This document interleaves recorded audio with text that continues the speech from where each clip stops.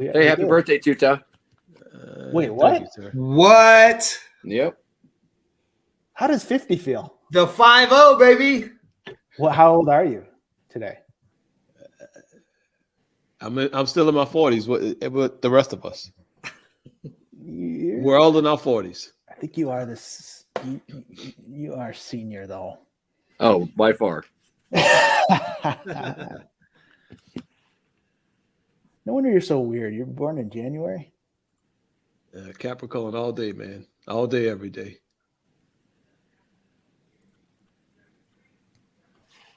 Well, here we go. Looks like we're live.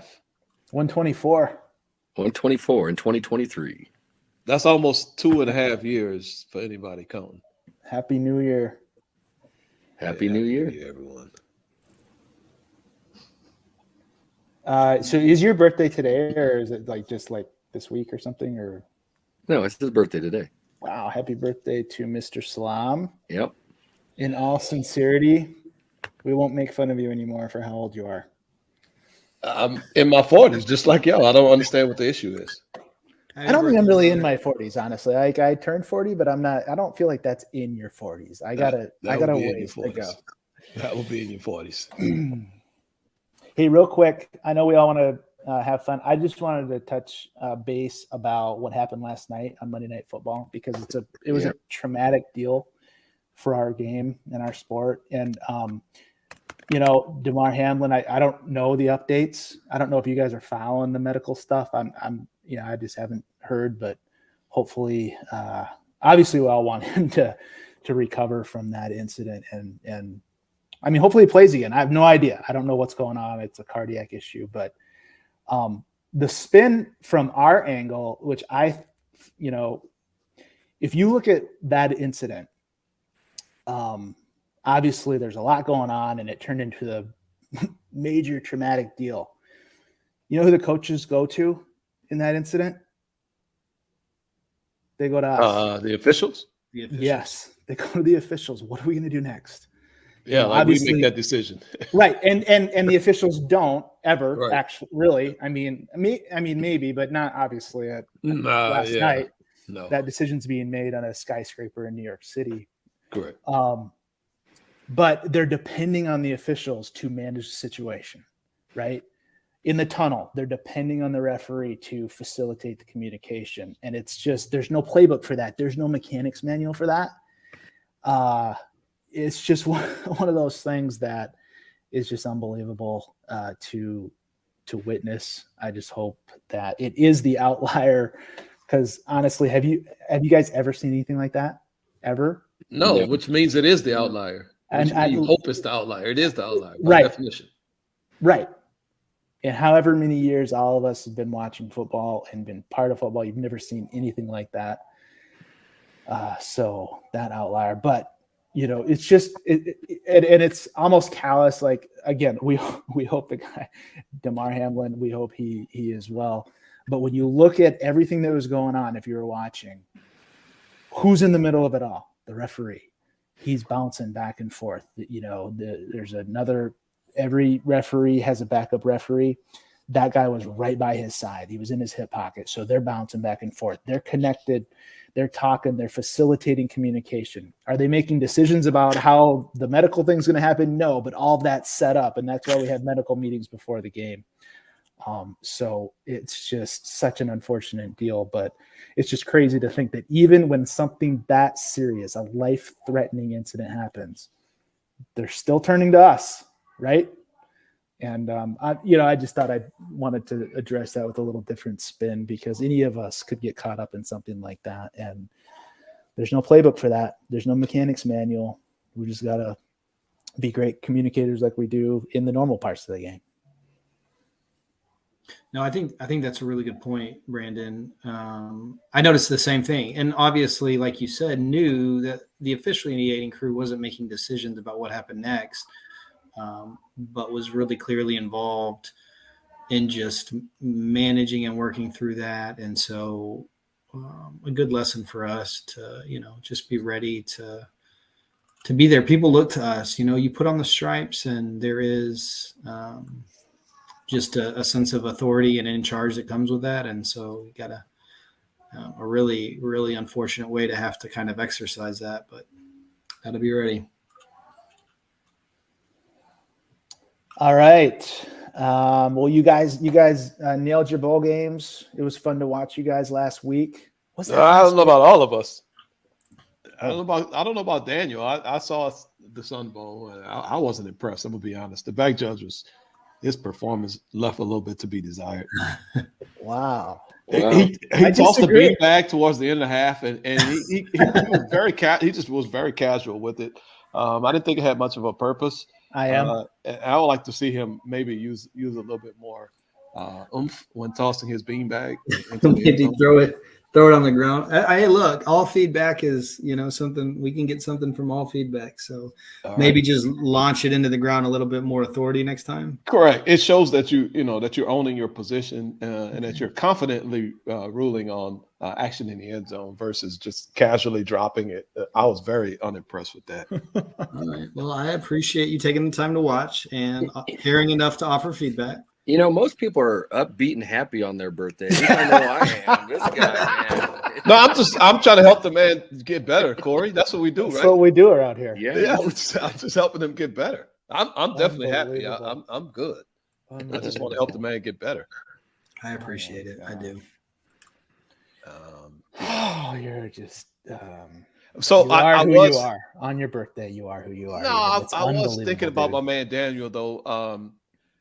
As I stood That's there scary. for one of the kickoffs, Coastal Carolina's players, just complete lack of institutional control, and from the officiating standpoint, just total lack of game management. We had players with white socks, we had players with footies, we had players with no socks, we had players with black tights on. And I just realized in that moment that I just don't know the rules as well as I should, and we probably should have managed that situation a lot better. Well, that play's coming up, so spoiler alert. Daniel's got illustrated sock rule from the Birmingham Bowl. That's going to be great. Man, it's going to be intense. Buckle up. Yeah. Well, season's over for most of us. Some of us have more to go, but most of us, we're done. Yep. Working on the field at least, but we can always work off the field. Even though Brandon said we can't get better on the couch, I think we can. Let's Totally out of context. we can turn on some Totally out of video. context. What do you want to do first? Let's go. What do you want to do first? Did you not say that, Brandon, by the way? I'm done arguing with you about that. In fact, I'm just done. New Year's resolution. I was just done arguing with you because it produces nothing valuable to me. So what do you want to do first? I'm not going to argue about what you want to do. Just make a call. There's no argument at all. Uh-huh. So our guy, John Rohn, who we love to Oh, death, yeah. Love he asked him. us to look at one of these plays. Let's do that. Yeah, it's from the Lending Tree Bowl, which seems to be our favorite bowl. Oh, we spent some time in the Lending Tree Bowl 2 weeks Oh, ago. yeah. But what's going on with the video? Looks good This to is me. not cool. It's playing now. I see nothing. I have a black screen. It's rolling. That's Wrong. unfortunate. What the hell? I'm jumping out and jumping back in. I guess y'all can, if you can manage the classroom while I'm gone, please. I'm not do. sure. I'm not sure. We'll write I'm down names. not- Well, I see about 18,000 flags, so that's a Yep. good start. So if we want to work backwards, you saw the referee launch the flag there, and if you go back to last week's session, remember this DUI. So we talked about managing dead ball situations. Can we get through it without a flag? We want to be sure to catch the instigator. So this is a little bit different than that because my guy number 94 for right there in the black jersey, he comes off the sideline. He comes off the sideline Ooh. and actively approaches the quarterback. Okay. Or maybe it was the guy who Wide receiver. So the wide receiver. So that's a difference from last week's plays that we were looking at on that topic. This is a different topic. Somebody comes off the sideline to actively approach a player on the field like this, as part of an altercation. That's a foul. Do you agree with that? Well, yeah, I do, but I don't agree. It's not. I know what you're saying, but just to be semantically annoying, it's really not a different topic, right? It's the same topic. It's about how do we manage these, like different scenarios, and when can we get away with not having that additional flag, and when can we not Yes. help it? And I think your point is that this is one of those situations. Despite, I think, was a really good conversation last week in the recorded session. About doing everything we can to avoid the second one. This is one of those where a guy comes off of the bench area to, aggressively confront a player from the opposing team. And you're saying we don't really have an option. This doesn't fit into that box. Agree. Yep. Yeah.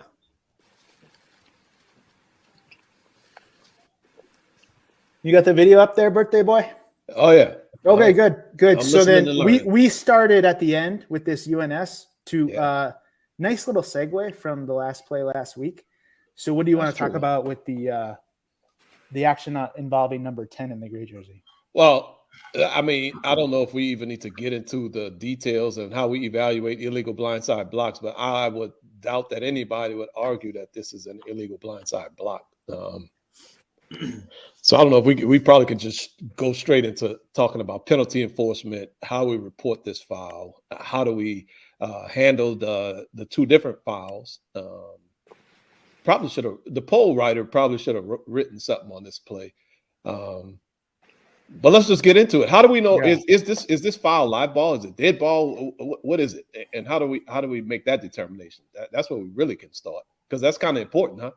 Well, it's tight, right? So, I mean, I don't know if look, there's contact and he's out of bounds. I don't know what we are going to say as far as I mean, I don't know. I don't know. I'm telling you, I don't know. So I just got to make a decision, don't I? If I'm the calling official on this. Yes, exactly. You do. But we got to make a decision. That's the point. I think that's important for us to do that, isn't it? Or does it not matter? No, it's very important. Okay, good. Why? Because we handle penalties differently, live ball and dead ball, especially since we have this subsequent dead ball foul. If we call the blindside block a dead ball foul, then we have UNR and UNS in the dead ball period, and we know what happens with those. The penalty yardage cancels. If we have a live ball, if we call this blindside block a live ball foul, then we handle the live ball foul first, then we handle the dead ball foul separately. Now, in this case, because where we are on the field, the yardage is probably going to end up the yardage will end up the same. But then we also get into downs as well. Right. So we need to consider the yardage. We need to consider the downs. There's a lot to consider. So it does matter whether we categorize this foul by number 10 as live ball or dead ball. Okay. So we're all on, let's say we're all part of the 3 flag barrage here, which is good. I mean, this is appropriate. 3 officials at least are going to see this. And like you said, it's such an obvious call that, we're going to have a lot of flags here. How much time do we want to spend trying to figure this out?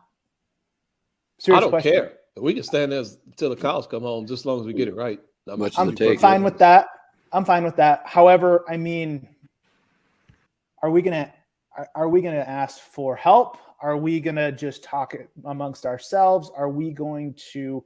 How is that conversation going to happen now? Okay, so all of this stuff is done. First of all, we're breaking up all this action.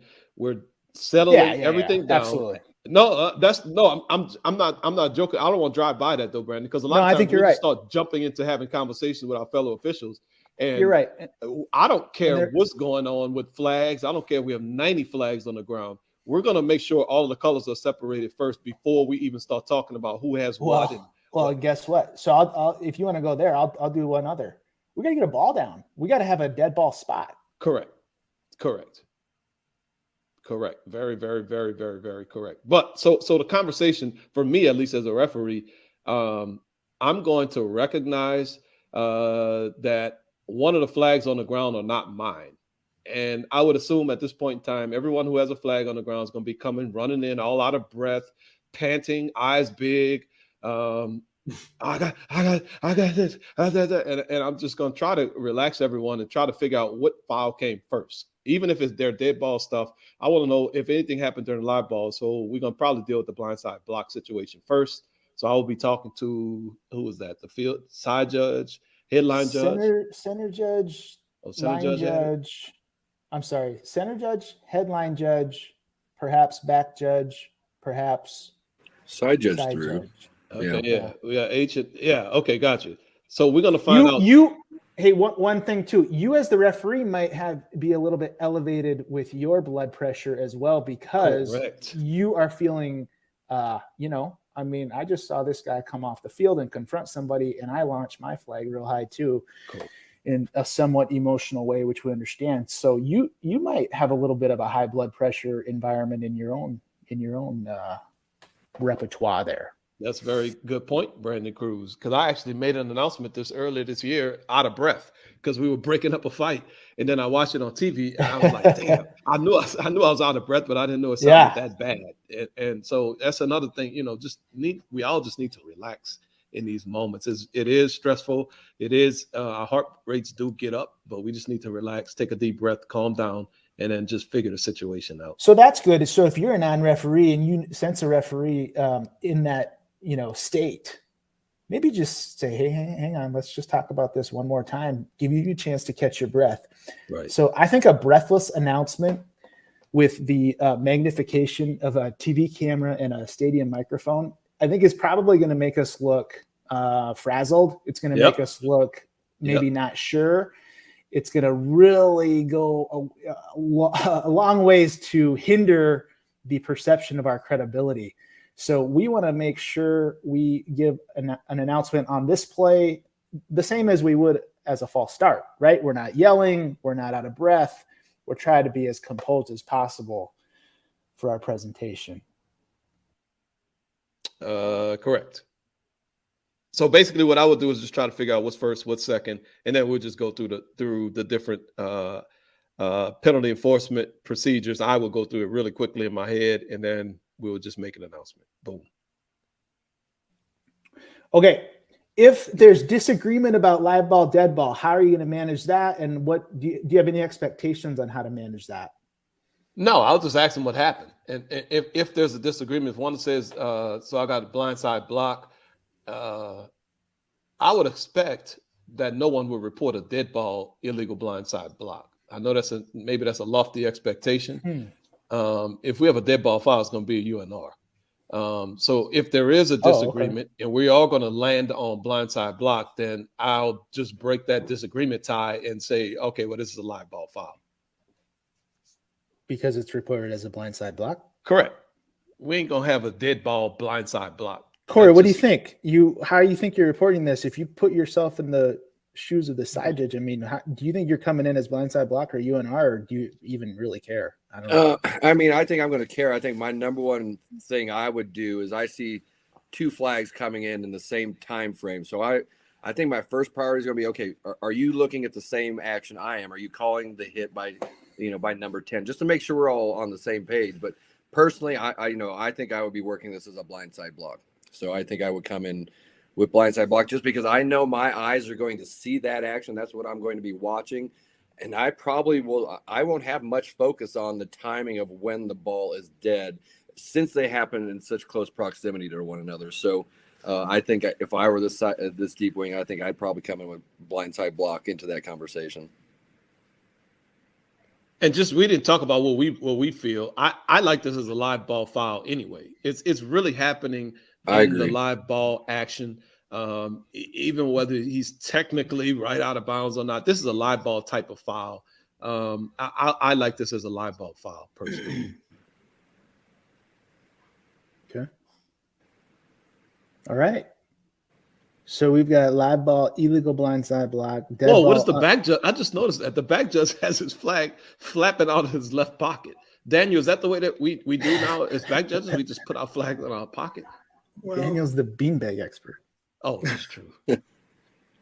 Sometimes it ends up that way, man. Who knows? Maybe he got bumped on the way. Maybe. Who knows? Yeah, watch the dude come running. Look at his flag. I know, I love that. That's hilarious. It could have been an SEC crew. I'm He's just sorry. go old school. I'm sorry. Maybe so. Old school. Bernie Kukar was an old NFL referee. That's where That's he used true. to stick his pocket. That's right. His flag That's right right. in his pocket. That's right. Northern Minnesota. Okay, so let's enforce this, Brandon. Yeah. You love to do you're the enforcement Oh, yeah, guru over dude. here. Love it, love it. So if we're going live ball, which it sounds like we are, Mhm. we got to get a basic spot. Correct. So this block, illegal blindside block, occurred during what kind of a play? A run, Run. basic spot, Enter the run. end of the run. The spot of the foul, and it's a foul by the offense, obviously. Spot of the foul is behind the basic spot, isn't it? Yep. Is it behind the neutral zone? Ooh, that's a good question. I didn't even notice. So- Probably not. It's I don't probably believe beyond. so. Yeah. We got some flags coming in though that are kind of deep. I think, and I know that it's kind of hard to. This is about 2.5, maybe 3 yards. I'm looking at one flag. it's Flags are in downfield. pretty good spots. That's pretty much at the big line. Yeah, so we just need a spot, and once we know that spot's beyond the neutral zone, we're going to go from the spot of the foul, Correct. 15 So- yards. 15 yards. Okay, but now we've got a dead ball foul by the defense. Correct. So how do you want to do that? Do you announce both? Are you going to announce the yardage cancels since there's no half the distance situations? Like you So said, there's a down ramification. Yes. So how do you do that? I think it's very important since these are live ball and dead ball fouls. It's very important to announce both of them separately and individually, Okay. and obviously in the order in which they occurred. Yeah. There's 2 fouls on the play. Personal foul, illegal blindside block, number 10, offense. After the play was over, unsportsmanlike conduct, number 94, defense. That's his first unsportsmanlike conduct foul of the game. I know that's very wordy, Brandon. You hate wordiness, but I don't care. This is first of the game. Just 15-yard penalty, automatic first down. I like that. So we just want to make sure we end up on position 5 after this.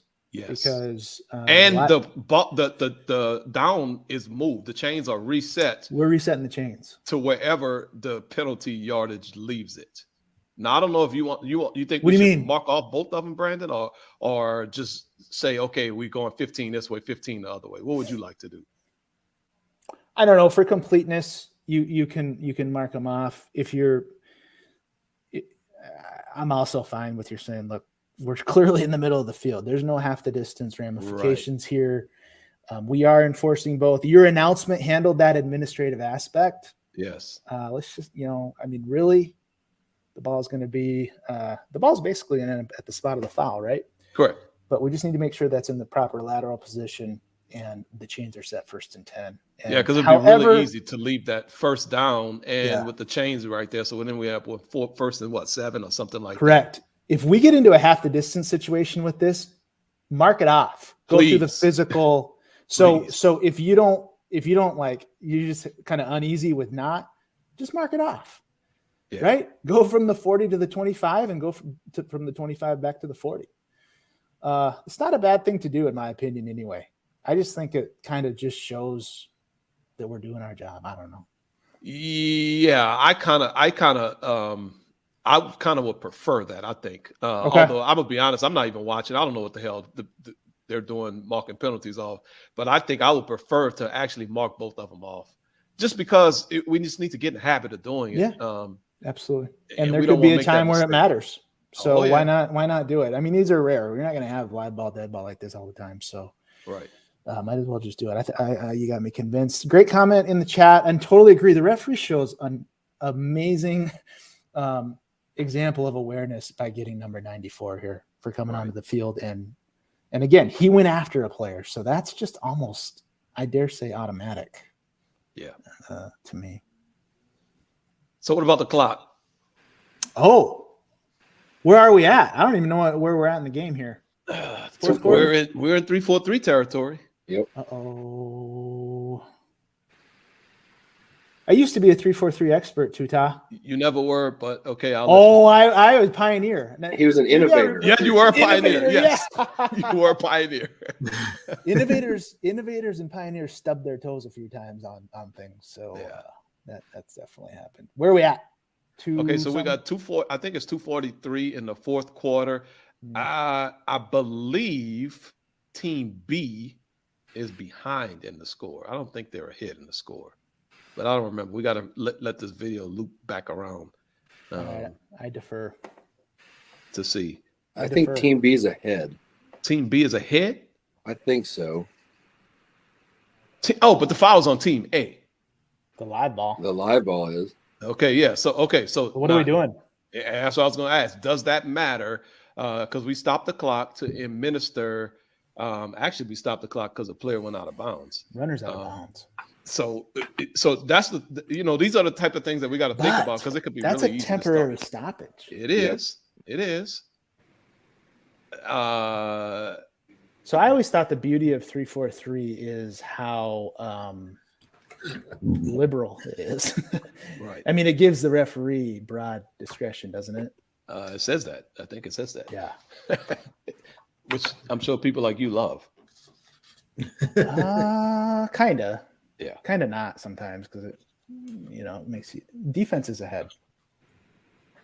Team B is ahead. I don't think we have any issue, anything to talk about with the clock. I because we have a foul by both teams, I don't think I will get into any situation even thinking about starting this clock on the snap. This clock is going to start on the ready for me. Correct. Once we get back in. Just follow the rule here. I mean, we're going to tell the quarterback they're down by 2 scores. You're just going to simply tell number 12 here, hey man, when I blow my whistle, the clock's going to start. You might want to have your team ready. I mean, that's what I would say. Right. Maybe prolong your whistle just a little bit if you want. I mean, absolutely. Whatever. The game likes to have plays, and everybody agrees with that. Although the defensive coaches don't in the moment, they actually do subconsciously. So we're just gonna kind of give the offense a little more time and start the clock. All right. Well, there you go. I can just picture John Roan sitting there watching the game and being like, how am I going to handle this? I mean, what's the result of the play? Don't bait me, Brandon, because I got it. My fingers itching already. But I love it's so cool to and he emailed that play in and everything, so that's really cool. Yeah. All right, where are we going next? Come on, man. Let's start touching some passes. How about that? So 85 catches a pass. I don't think we can argue that. Quick do it later if you haven't done this before. Right. And then go to polls. Okay. Is it not acting as a slide out? Is covering up the whole screen? It was, yeah. It was the whole screen. Oh. It was a full screener. That's all right. It's your birthday, dude. Okay. We're not going to criticize you that bad. Okay. So here's the deal. 85 catches a pass. So is this a foul for illegal touching of a pass? And if it is, how in the world are we supposed to enforce it? Or maybe it's not a foul. And there's 2 reasons why we could say it's not a foul. Oh, yeah. It would help if I loop the video. Goodness gracious. I'm struggling today. This is bad. You're distracted. I mean, you're almost 50, if not 50. Yeah. And you start to use your tough faculties. You start to lose things cognitively. Cognitive decline. It's real. Oh. So we're saying that the reason it maybe isn't a foul, we're catching the ball behind the line. Yeah. And that's an option. And then what else? Oh, blade of grass. Oh, yeah. Let's put a blade of grass for me. Yeah. It's on turf, though. Love a blade of grass. It's on turf in a glorious. First of all, the most amazing sports facility in the history. We had a category for content that is overused and nobody cares about. That's the twice. Superdome would be number 1 in that category. Absolutely. Daniel, the Astrodome wishes undisputed it was champion of the world. Exactly, undisputed champion of the world, Superdome. And we're not going to call it the Caesars Superdome either, or it used to be the Mercedes-Benz Super. We ain't called it that. It's the Superdome. Or for those of us who live there, it's the Dome. The dump.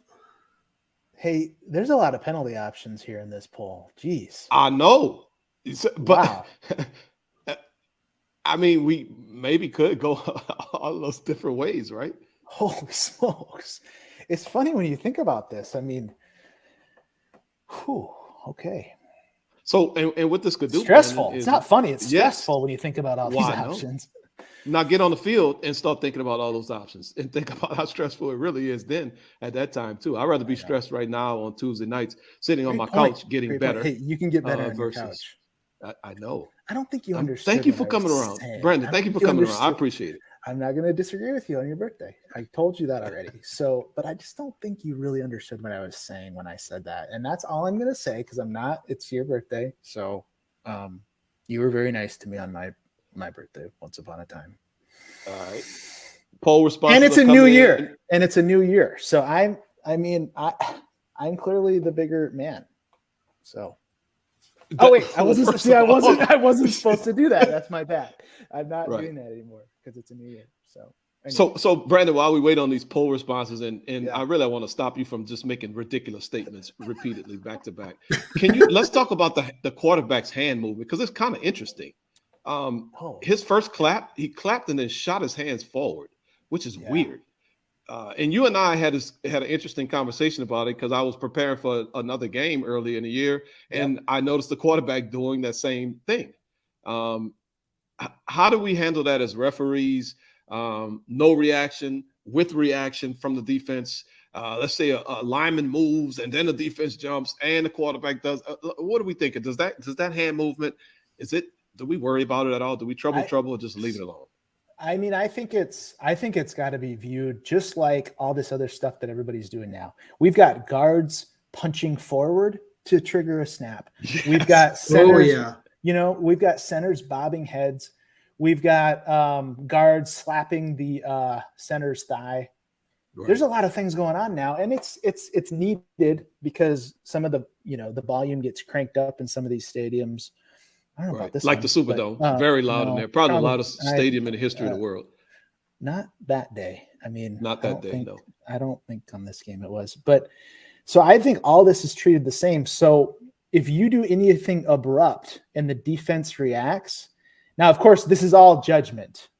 I mean, there's no absolutes here. So what's abrupt? I'm not going to tell you what's abrupt, right? I mean, and I'm not even talking about this movement because I just don't want to do that because we could be here all night, which we probably will be anyways. So, but if it's abrupt and we judge that it is simulating the snap and the defense reacts, we've really got to think about false start. We've really got to think about false start because if we don't, we're going to get down this. We're going to get trapped into. It's just going to become harder and harder and harder, and there's really no way to be consistent if we say, well, I just don't know if that if the defense reacts to something we judge as abrupt. Well, what's that? And if we don't call it, and now all of a sudden we do call it, and it's later in the game, and I just feel like we got to take a hard line. If we judge it as abrupt, and the defense reacts to it, and they don't snap the ball. Now, if they snap the ball with an abrupt action, that's fine. And doesn't matter, right? That's right. The defense can react to that abrupt action, and even if they're a little early, that abrupt action starts the play. Okay, correct. So these centers that bob their head and snap it, the bobbing the head starts the play. Correct. That almost replaces the ball moving because it's so tight anyways. We don't want to get into that. If the defense goes off a center abruptly bobbing his head and the center snaps the ball, that's their cadence. That's their trigger to go. If the center bobs his head real fast, doesn't snap the ball, and we judge that bob of the head to be abrupt, that's a false start. Because he's simulating the start of the play. Yes. Instead of actually starting the play. Correct. Yeah. If the defense doesn't react, let's manage through it with preventive officiating. I.e. a warning. A warning. And if get to warranted. the coach. Get to the coach. And what are we going to tell the coach? What are we going to tell the coach? We're going to say, hey, we are noticing some abrupt actions that may lead the defense to jump offside. If they jump offside off your center, I'm just going to the center's head bob. I'm just going to keep using that. If they go off your center's abrupt head bob and he doesn't snap it, we have no choice but to call that a false start. So we just want to be proactive with you on this. That if he bobs his head like that and doesn't snap it, we're really at risk for a false start. Mm-hmm. And I would tell the coach, because I can tell the player. I mean, I'm going to tell the player, but I want to tell the coach, because if I just tell the player and then it happens again, the coach is going to say, you didn't warn me. And I'm going to say, I did warn you. I warned your player. And he's going to say, that's not good enough. And you can say that is good enough. You can say that's not good enough. It doesn't matter, because to the coach, it's not good enough. So there's nothing else for us to do really, other than to go, if we're going to issue warnings that are material like that, let's get it to the coach. Yeah. So this would fall in that. I mean, if we judge this to be abrupt, I don't want to say if it is or not, because it's whatever. But if we judge it to be abrupt, we could go to the quarterback and say, dude, that hand motion you're at risk for a false start if the defense reacts to it, because you did something there and they didn't, and he didn't snap you the ball. Right. And if it rises to that level that we got to, talk about, I mean, it's realistically, that's a threat. Like, I'm going to call a foul. We're not putting it that way, but if we kind of are, I mean, if they react to that, and if you do that same thing, you're at risk for a false start. If we tell that to a player, we got to tell that to a coach. There you go. All right. Well, I think I'm gonna close this poll. We don't. It looks like we have a decent number of responses. If you didn't vote, sorry, I guess, question mark. And I'm gonna pause this at the beginning of the play. Let's see if I can do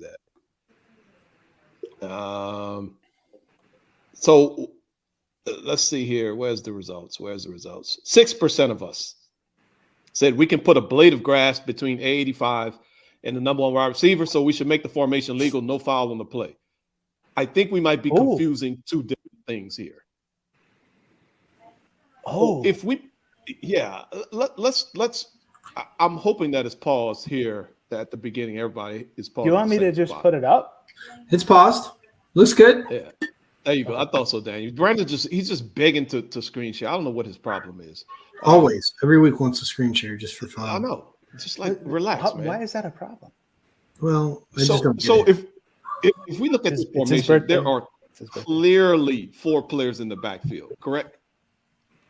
Clearly, correct. Without number and obviously 85. In the backfield. Without number 85. We don't want to sit here and put number 85 in the backfield, because then we have an illegal formation. So I think if we try to confuse the rules of making a formation legal and touching of a pass, I think that's what would happen if we start talking about a blade of grass in this situation. So, do y'all agree with that? Yeah. So Tuta, give us an example. When would it make sense for us to look for a blade of grass for 85?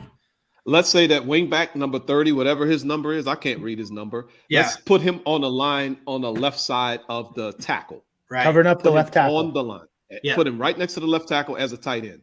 Then we could look at 85 and say, you know what? That's a blade of grass. He's the 4th player in the backfield. Let's put him in the backfield. That's right. But that is not the case what we see here. You can't have it both ways. I mean, you can't have 4 people in the backfield and then argue that you're being too technical on a blade of grass or not enforcing the blade of grass, because that would create 5 in the backfield. Correct. So we do not want to try to put 85 in the backfield on this particular play. We could, as we just talked about, if we have a tight end on the left side, but we don't have that here. We clearly have 4 players already in the backfield. 85 is on the line of scrimmage. No ifs, ands, or buts about it. Correct. So okay, what's the next deal we have? I'm trying to go in order. 9%. Okay, yeah, 9% of us. Maybe we should jump to the 24%. Yes, let's go to 24%, because that's the other issue. The pass was caught behind the line of scrimmage. There's no foul on the play. That is relative only to ineligible downfield and offensive pass interference fouls. That is not relevant to illegal touching of a pass foul. So if I chose that option, inherently what I'm saying is, yes, he's covered up. He's on the line, right, but I'm letting it go because he caught that pass behind the line. Right. So we can't do that. We can't do that if it's a forward pass. Because he's ineligible. He's totally ineligible. He cannot catch he can't touch a forward pass prior to I'm about to trip myself up. What? if Team A touches it and then he touches it, I had this in a game once, and I don't even remember. Who has to touch it first? Does Team B have to touch it before an ineligible Team A player touches it? I think it's Team B or an official. Or an official. Yeah, that's right, Corey. Okay, so Team A, yes. So this dude is ineligible, so he cannot touch a forward pass until an opponent touches it. So even if it's muffed by somebody else, he can't go and catch it if it's forward pass. So the only way he can catch this ball behind the line of scrimmage and it not be a foul is if the pass was backward. Mm-hmm. But since the pass was forward, as soon as he touches it first before an opponent, it is a foul. Okay, so 30% of us, we got some homework to do. Go read the rule on illegal touching of a pass. Good. And think about those philosophies too as well. Okay. It's great to uncover right. that. I mean, it's great to uncover that with polls because now we just know. I mean, that's just a great opportunity, Yeah, absolutely. All right, cool. All right. Well, 70% of us, we know that it is a foul, but We gotta enforce it. what is 44, 26% of us think God. 9% of us think one way, 9% of us think another way, 9% of us think another way, and then Uh-oh. 44% of us think another way. Okay, so Okay. yeah. Okay. So loss we're gonna of have down- a huddle to Yeah, get we this sucker are. enforced. All right. Okay, loss of down at the previous spot. Oh. I know where this comes from. Yeah, we have two. I mean, you have to remember we have two different types of illegal touching of a pass. Right. There we go. Maybe we should call something different. I don't know. But that's So a great hold on. point. Hold on. What got changed this year? Are you about to give a birthday surprise or something? No surprise. I'm truly confused because I think something changed. Birthday this year. surprise. We did used to have two types, and I think they made it one now. I think they simplified it. No. No. No, No. you still have two. Sub two. Am I thinking of something? Really, else? it's Player who becomes ineligible versus originally. originally ineligible. Yep. Yep. Okay. I will. What are you confused about? No, I was about to go look for it, but I'm gonna stop. Yes. So a player who becomes ineligible by stepping out of bounds. Let's say he's originally eligible, number one wide receiver up top. He's clearly eligible. Steps out of bounds, comes back in bounds, reestablishes, touches the pass first. That would be illegal touching. It would be. That would be a loss of down at the previous spot. Yep. Simply, also known as an incomplete pass. That's the way I like to but think of it. don't. Yep. Do I that, know, though. Brandon. Yeah. I know, Okay. Brandon. All right. It can offset a defensive foul. I'm so be careful aware, with that. Brandon, but I like to just call it incomplete pass for my brain, my small P brain, if you don't mind. Okay. So that's not the case here, right? We have an originally ineligible player touching a forward pass. So it is not just simply a loss of down at the previous spot. So that's 9%. Let's clear number A off. That's done. 5-yard penalty from the previous spot. Oh. Well, that's kind of right. And then we have a 5-yard penalty and a loss of down from the spot of the foul. Ooh. Got it. Okay. It's a foul against the ball. That's what I was thinking too at some point in time. Yeah, but this is one of those fouls where the penalty is actually stated In the rule. Exactly. And so it's meaning the enforcement spot. So all this great 3-and-1 stuff that we all love to do, and it's all fancy, and we're so smart. All right. It doesn't matter on this. Doesn't matter. because it literally is stated in the penalty. It's previous spot enforcement. Period. This guy could touch the ball 40 yards behind the line. If it's a forward pass. If it's a forward pass, then it would be a foul, but the penalty would still be enforced in the previous spot. That's Oddly, correct. that's That's weird. correct. Although in that case, you probably decline it. No, I won't. Sorry. Okay, keep going. I'm sorry. Okay, FR82 for everyone. FR82, it specifically talks about nope, not FR82. I got the wrong one. Where is it? I just had it. Whatever. Go look it up. It's stated in the rule. 5-yard penalty from the previous spot and loss of down. So FR81. Loss of FR81. down. Oh, wait. No, Yeah, I lost it too, Daniel. Okay. sorry. So FR 85. Okay. that's what changed. I feel like I think years ago there was no loss of down with this foul. Or with this Yes. penalty. Yes. Oh, I'm in the 2021. Interesting. FR 85. Daniel, are you in the wrong rule book? He's in the wrong year. He's 2 years behind now. He's back when you were in your 40s. That rule book. Sorry. Happy birthday, man. Yeah. I'm showing incredible restraint today. I'm surprised at myself, and I'm proud of myself, honestly. So yeah, FR 85. Thank Wiser you for with age. 5 yards from the previous spot, and it's a loss of down. So this penalty is very specific, and as Brandon so eloquently stated, the actual enforcement spot is listed in the penalty itself. We do not use 3-and-1 principle. We do not go worry about basic spots and all this other stuff. Just enforce it exactly like they tell us to enforce it. We just got to memorize those. I mean, That's it. That's the bottom line. There's no method. Yep. Other than knowing the rules. Somebody know these rules. Right. Previous spot loss of down, which means we got to get back over here to the left hash, position 1, and mark that 5 yards off from there. There you go. And that's important too, right, Brandon? Because the play ended up at position 5. Way over there. Easy just to put the ball down 5 yards. We were at the 50. Five. Just put it back at the 50. Yeah, and I mean, hurry up. We're trying to be efficient. So, Right. Yeah, good. This was good. I mean, we learned a lot on this one because we're enforcing this all over the place, and or not. Yeah, we weren't even enforcing it in some. So in some this cases. would have been a crew huddle with our crew on here tonight, and we would have had to figure this out. So this is really, hopefully really we wouldn't good have play. had Daniel open up the rule book for us, because we would have really been. No. Oh, I didn't need to, buddy. Oh, you did. Well, No, sir. try to stay like current, Daniel. Contemporary officiating, you know. I try. Okay. I do. Good play. Okay. All good. What, you got something else, Daniel? We're ready for you. No, I think, look, we just, this spot matters, right? The line to gain is being threatened. So, this is something that you're probably wondering as you're throwing it. No, surely not. I mean, this team does this kind of thing all the time. This crew probably does and they execute it. That's really, a good point. well. No, that's a good point. That's a good point. I mean, Big 12 officials know this. This is like once a game almost.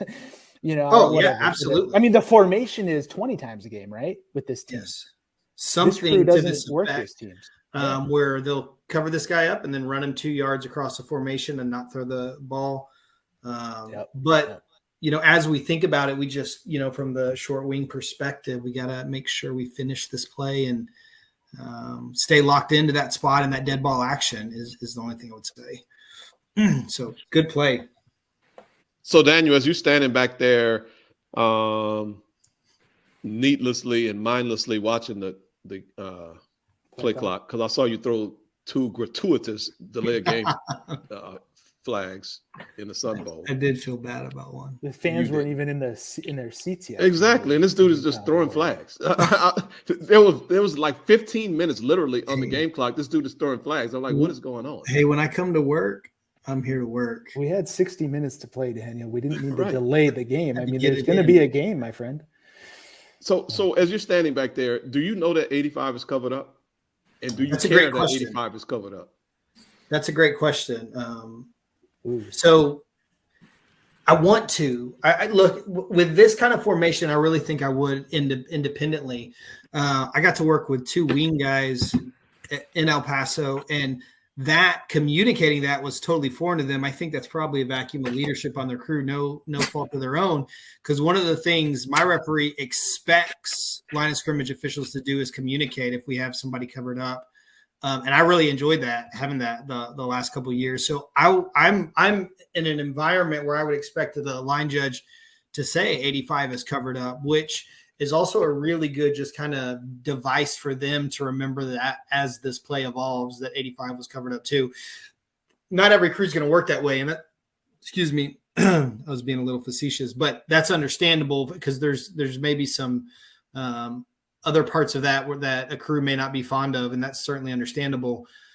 But in this situation, in this formation, I would expect to be able to tell that 85 is covered up. And I may even ask the line judge, 85 covered up here, just because it's pretty clear that I've got 3 in the backfield right here. I'm going to know that immediately. I'm going to know that this slot is off the line. These guys look like they're both on the same kind of like horizontal or vertical plane, whatever, I guess, depending on how you're looking at it.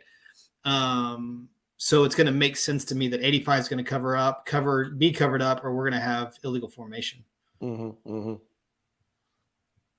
Because, man, I think there was a play last year in a bowl game that we covered. Golly, I'm trying to remember that I think we missed. And I remember thinking maybe I think it was the back judge's key, though, initial key. So it was a little bit different, but similar in that we would hope that if this pass goes downfield even, right, and nobody at the line of scrimmage snaps, maybe they don't have a sense of who caught the ball for whatever reason. They end up officiating something else once the ball is thrown, that as deeps, we may be the one to recognize that, wait a second, you're not supposed to be 15 yards downfield, and you're not supposed to be catching the ball. So I love the point that as deep officials, we have the potential to support this foul. Right.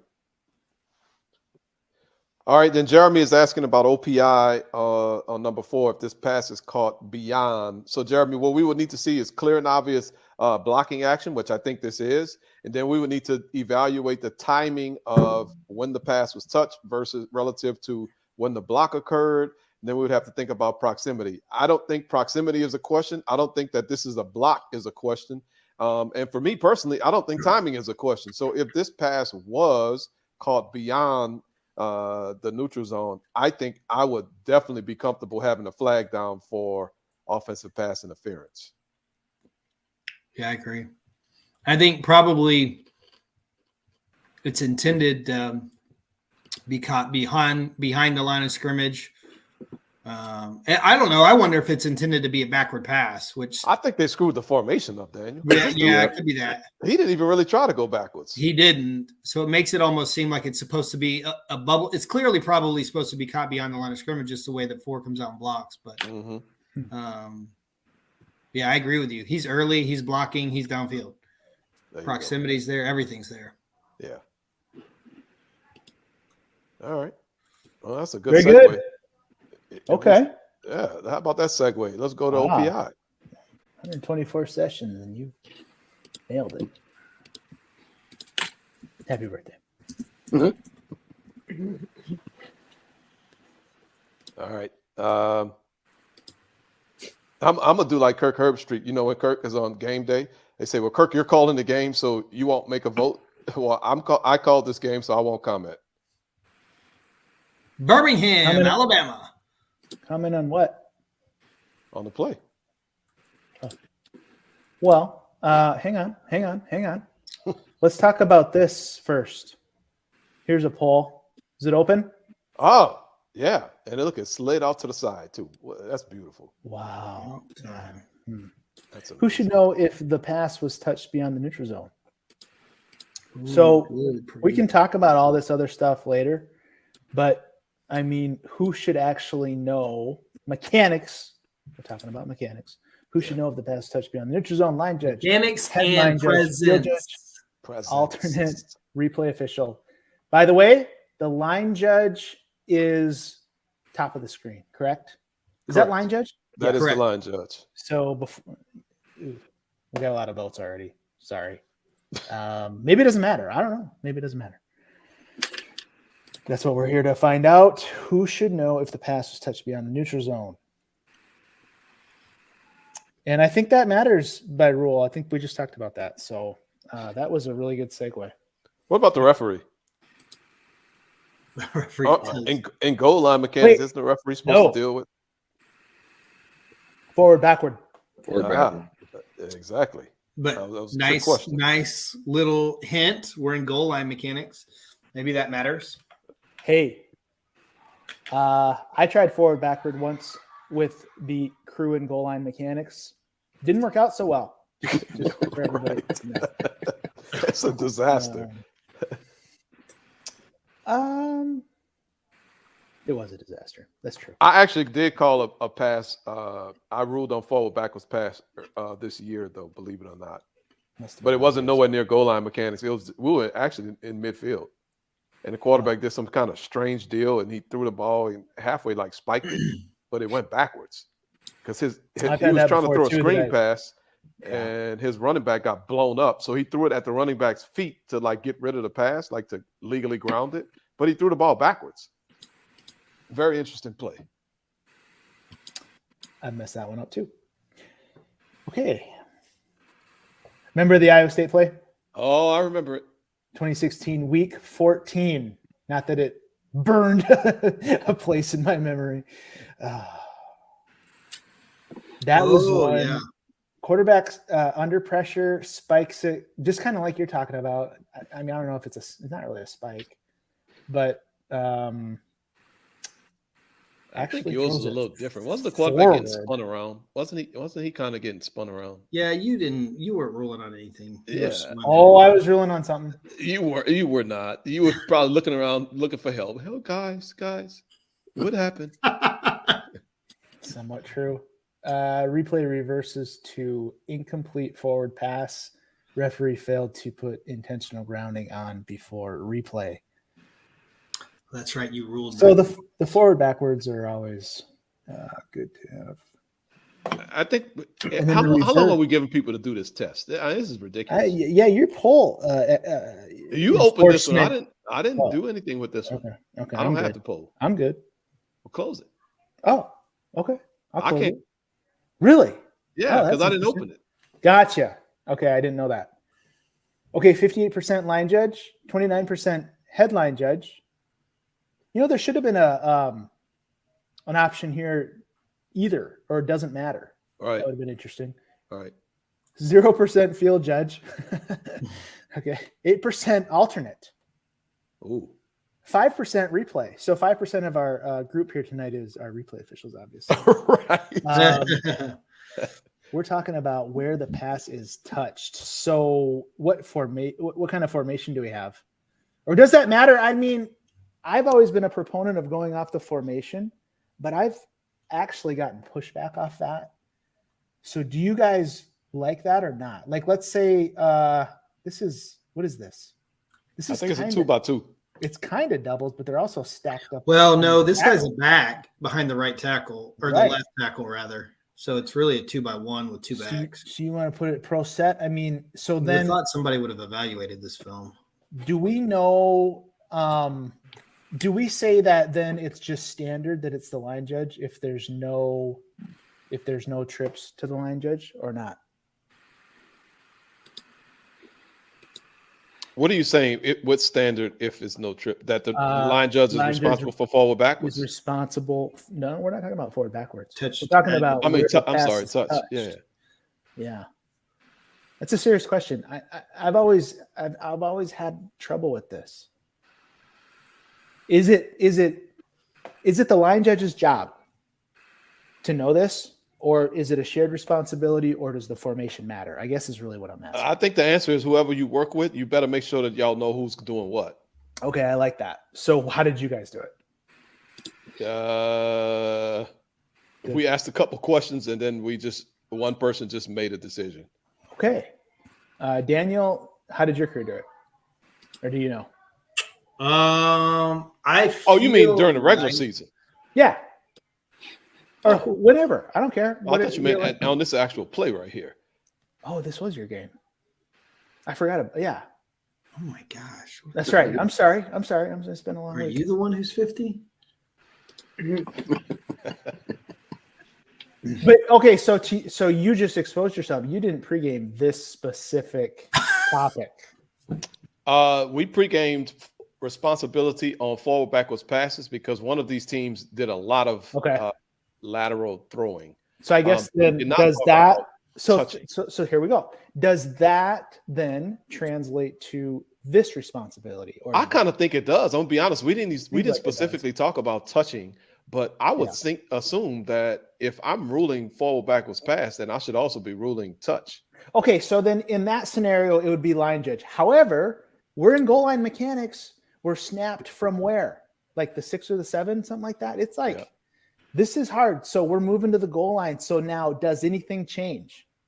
Well, typically, I know we've had discussions where we want the alternate official to stay at the line of scrimmage to actually rule on forward backwards passes because of what you just said, that the line of scrimmage So- official is going to the goal line.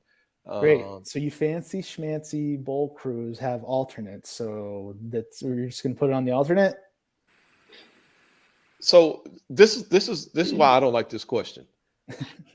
It's everybody's damn responsibility. Whoever's working the play, work the damn play. To me, I hate. It's not my job stuff. Okay. That stuff just really riles me up, and I was trying to control myself, but now I just lost control. Sorry for everybody for me throwing out a D word. I might have a few more choice words, but I mean, rule on it. Somebody rule on it, please. Somebody rule on it. I don't care who rules on it. Somebody rule on it. Yeah. And I would start with the 2 line of scrimmage officials, and I would secondarily go to the alternate official, and one of those 3 better have an idea. Then if we get stuck and we got to ask a question to the replay official secretly, then let's do that. But I would really prefer if we work this on the field between the 2 line of scrimmage officials. Okay. Perfect. Perfect. I'm glad that's where we got, because I think that's the right answer. So the poll doesn't matter. Okay. Yeah. So which is the point. All right. That's the point. The point is, have the conversation. If you want to standardize as the line judge, be my guest, but communicate that. If you want to go Tuta's way, which to me is better, do it that way. To me, it's probably best if we go, as a general rule of thumb, line judge should have it unless he or she has trips. But head line judge, you should have an opinion as well. That's where I always thought the best way to go was. Okay, whatever. Here, what's interesting about this play, goal line mechanics make it tougher. We're moving. The line judge throws the flag, right? Correct. The line judge ends up throwing the flag for OPI. We have a flag down, and then we have to decide where this pass is, which happens a lot. Do we like that mechanic, by the way? We've got the blocking early before the touch of the pass by the receiver. We've got to decide where the pass was touched. Do we want to throw and then ask, or do we want to ask and throw late? Where are we at on that now? I like to throw and then ask. Yeah, we throw then ask. Throw and then ask. Yeah, because we DUI? can pick the flag up if we need to. It looks terrible if we sit there and then an hour later throw a flag and say, "Oh, by the way, yeah, we might have had OPI here." Okay. I know a guy who's done it the opposite before. A couple times. Yeah. Have you done that since then? No. That was like in 2017. 17, Wow. 16, 17. I was at Well, West it was Virginia, brand wasn't it? new. It was brand new. It was brand then. new. It was So brand it new. was really Yep. fun to try it out. So you were a pioneer, like Brandon likes to call himself. That's not true. Actually, I was involved. I advocated for it though. I think I did it again, maybe in 18. I don't remember. And what we're talking about is when you say it's brand new, what was brand new is the fact that touching of the pass relative to the neutral zone was reviewable. That's what we're talking about. So this is reviewable. I mean, the replay official can get involved. That's right. But he can't get involved just out of nowhere. So replay official has no jurisdiction on that block by number 11 of the offense. 0. He can't talk about timing of the block. He can't talk about force of the block. He can't do any of that. All he's involved in is where this pass is touched relative to the neutral zone by number 9. But let's not even let it get there, right? I mean, let's handle this if we can. This is a high degree of difficulty because we're moving to the goal line. So we got to have these discussions. We got to figure this out. I know that so you were there, right? The flag was thrown and then a conversation ensued. Correct. And the thing for me, I think if we start putting things into our pre-snap routines, one thing we can recognize is there's a big line there, and we can use the big line to really help us out. We're snapped on one side of the big line. The pass was caught either at or beyond the big line. So that really can serve to help us out if we put things like that into our pre-snap routine. Okay, Corey, deep officials. This is a layup. Yeah, I mean, right? Yeah. So I'm okay. The line of scrimmage guy got it. Great. We want a flag from the deep official, don't you think? 100%. And I kind of have a problem with the 0% of people that didn't think the field judge would see this on. I mean, this isn't close to the line of scrimmage. This is 2 yards beyond the line of scrimmage. You know, if that is part of our pre-snap routine, which it should be as a deep official, we know that big line is well beyond the line of scrimmage. So I would put on myself, if I was the deep wing on this play, to know where this ball was touched, because that's part of our two-step process with OPI. We see an action that is blocking downfield, or in this case, then we got to find the ball. And once you see where the ball is caught, you know that that's well in front of where your line of scrimmage is. So, I mean, as a standard rule, should we always know? No, I don't think so. But on this particular play, I think we should know. But yeah, in terms of this particular play, this is something that, I mean, you could maybe absolve if this was quicker. I mean, I think you could say maybe the defender reached out, put hands on, but that only buys that receiver a little bit of time. And this receiver obviously is staying on this block. And so he loses that get out of jail free card once he stays with that action. Yeah, that's great analysis of the block. I was going to ask about that next, but you just answered it. So, you know, yeah, some contact by the defense. Certainly, he kind of attempts to jam, but man, with this close of a proximity and how long that block was, there's obvious impact in the world of OPI here. 100%. I think 9 probably runs the wrong route, but that's not on us to decipher. Oh, sorry. It was the right route to score because he had a blocker in front of him. So, right. Really, really strong call by the line judge. Certainly here. Some of us may recognize that line judge. He's probably the stronger member of the officiating family. Okay.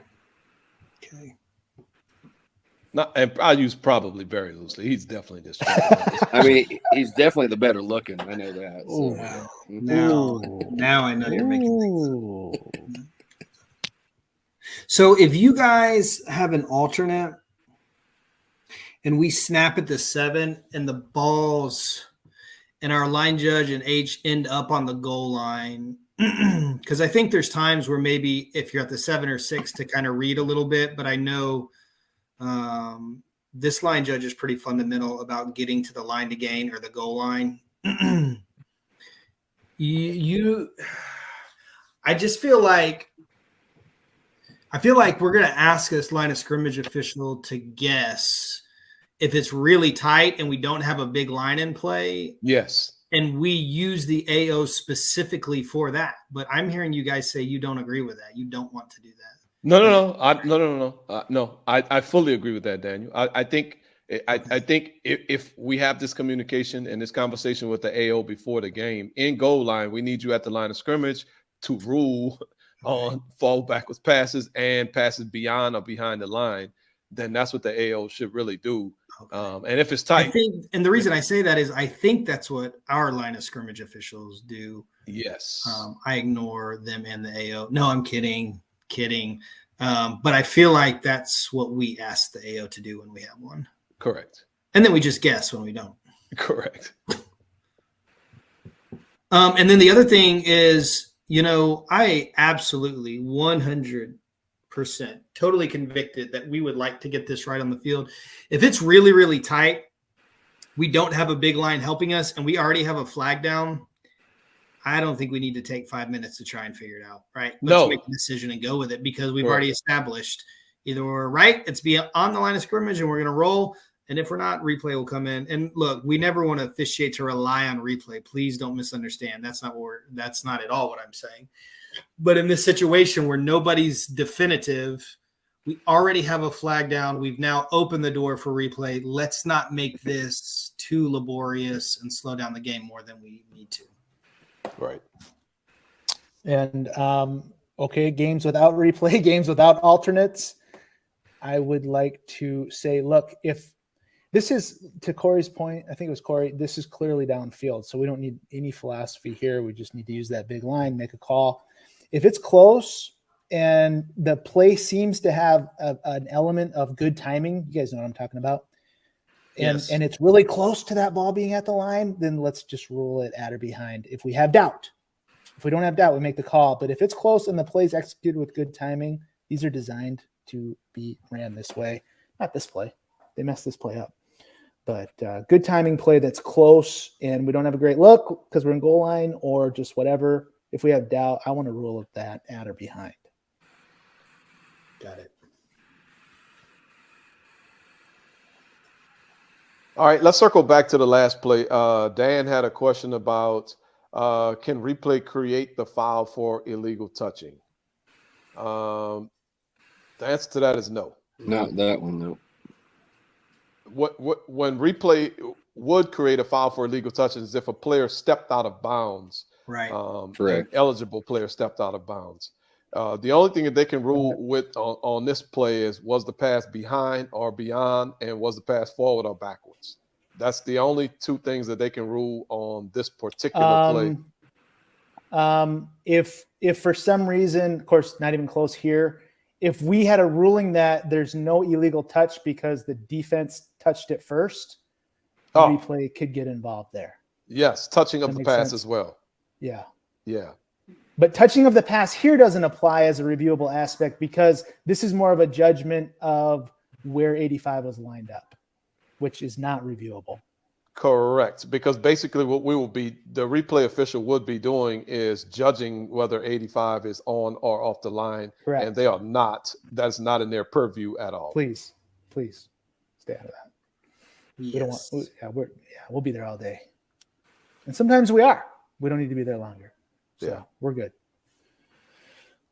All right. What do you want to do next? I don't know. Okay. What's left? Oh man, we got some good plays. Well, pick one.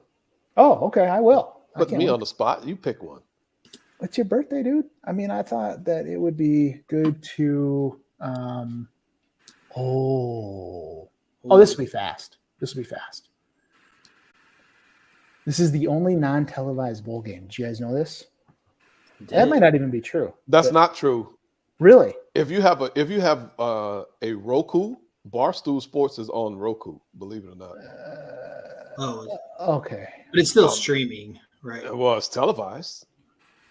No. What is televised? What's the definition of televised? I guess maybe we need to get into that. I think from my perspective, it's like broadcast on a TV channel. Makes it televised. Look at the poll. It's a TV channel. We're talking about targeting. Would you guys just? Oh my goodness. We're talking about targeting here, believe it or not. So number 6 of the defense. Really interesting. We are going to talk about all 3 elements. Okay. Obviously, we're talking about element 1 being, is the player receiving the hit defenseless? That's number 12. Is he defenseless?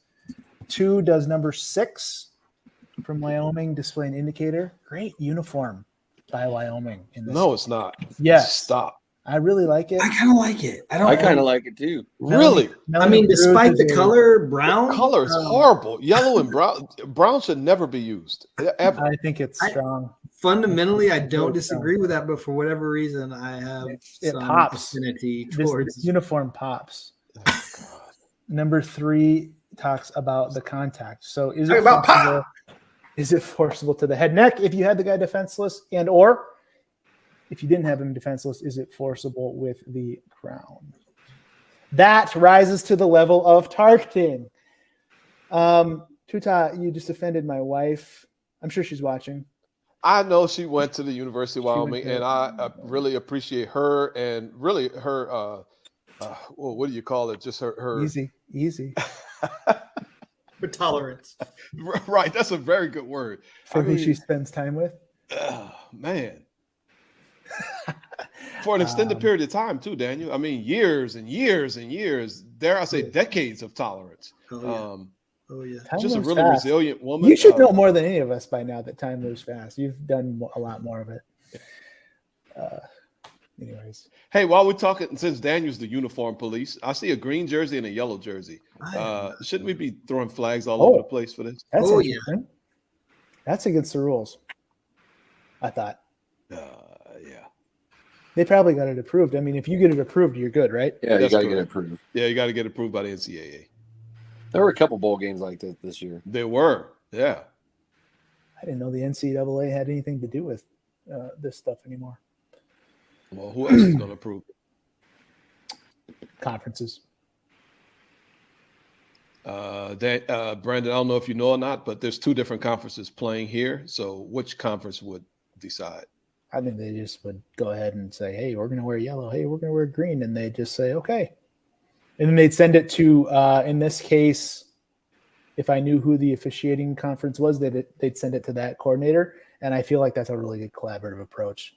But I don't know if that's how it goes. If, that's how I would think it would go. But I don't know. I bet they got to ask Steve Shaw for permission for that.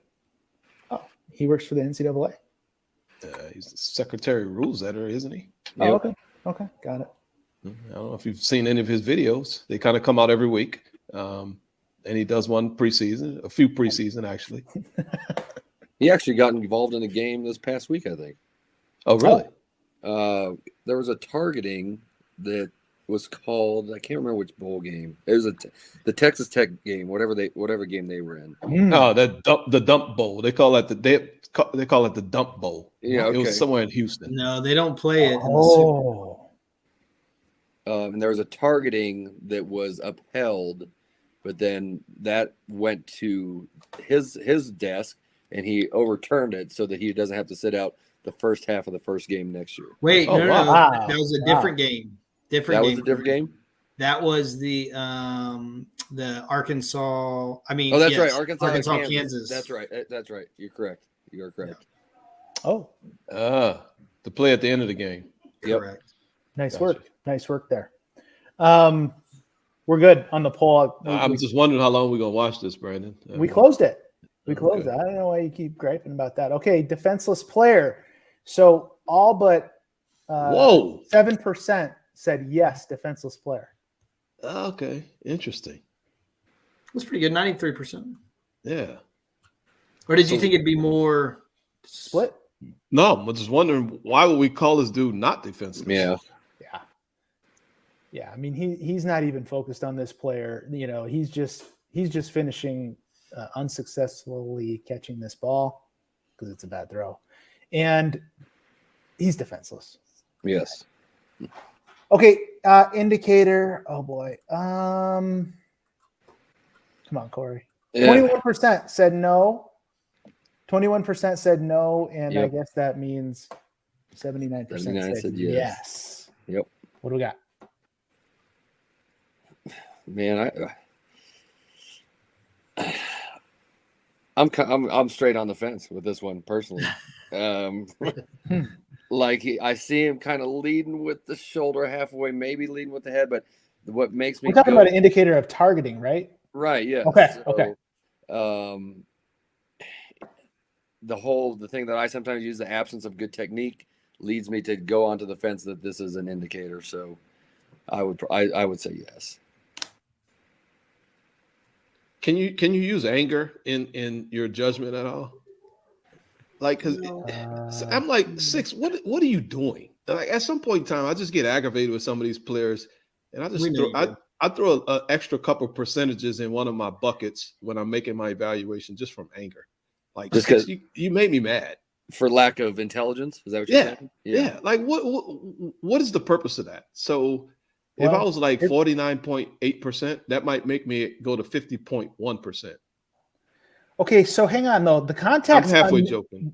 I know you are. The contact is unnecessary. Totally unnecessary. Yeah. Okay, so this is interesting. A really good thing in this category, this process element of our favorite foul targeting. If it's unnecessary contact, could it almost? I mean, is there a large overlap with an indicator of targeting? Then that's an interesting concept there that I don't know It if I've ever is. really thought about. I don't think I have either. I certainly don't think we've discussed it, but I like where you're going there. Like, what are you doing if it's not a part of making a tackle? I mean, that's part of what we're looking for is going above and beyond making a legal tackle. Well, if it's unnecessary, that ship has kind of sailed, hasn't it? Right. I don't look. I'm not saying it's 1-to-1, but I think it's a part of it. Okay.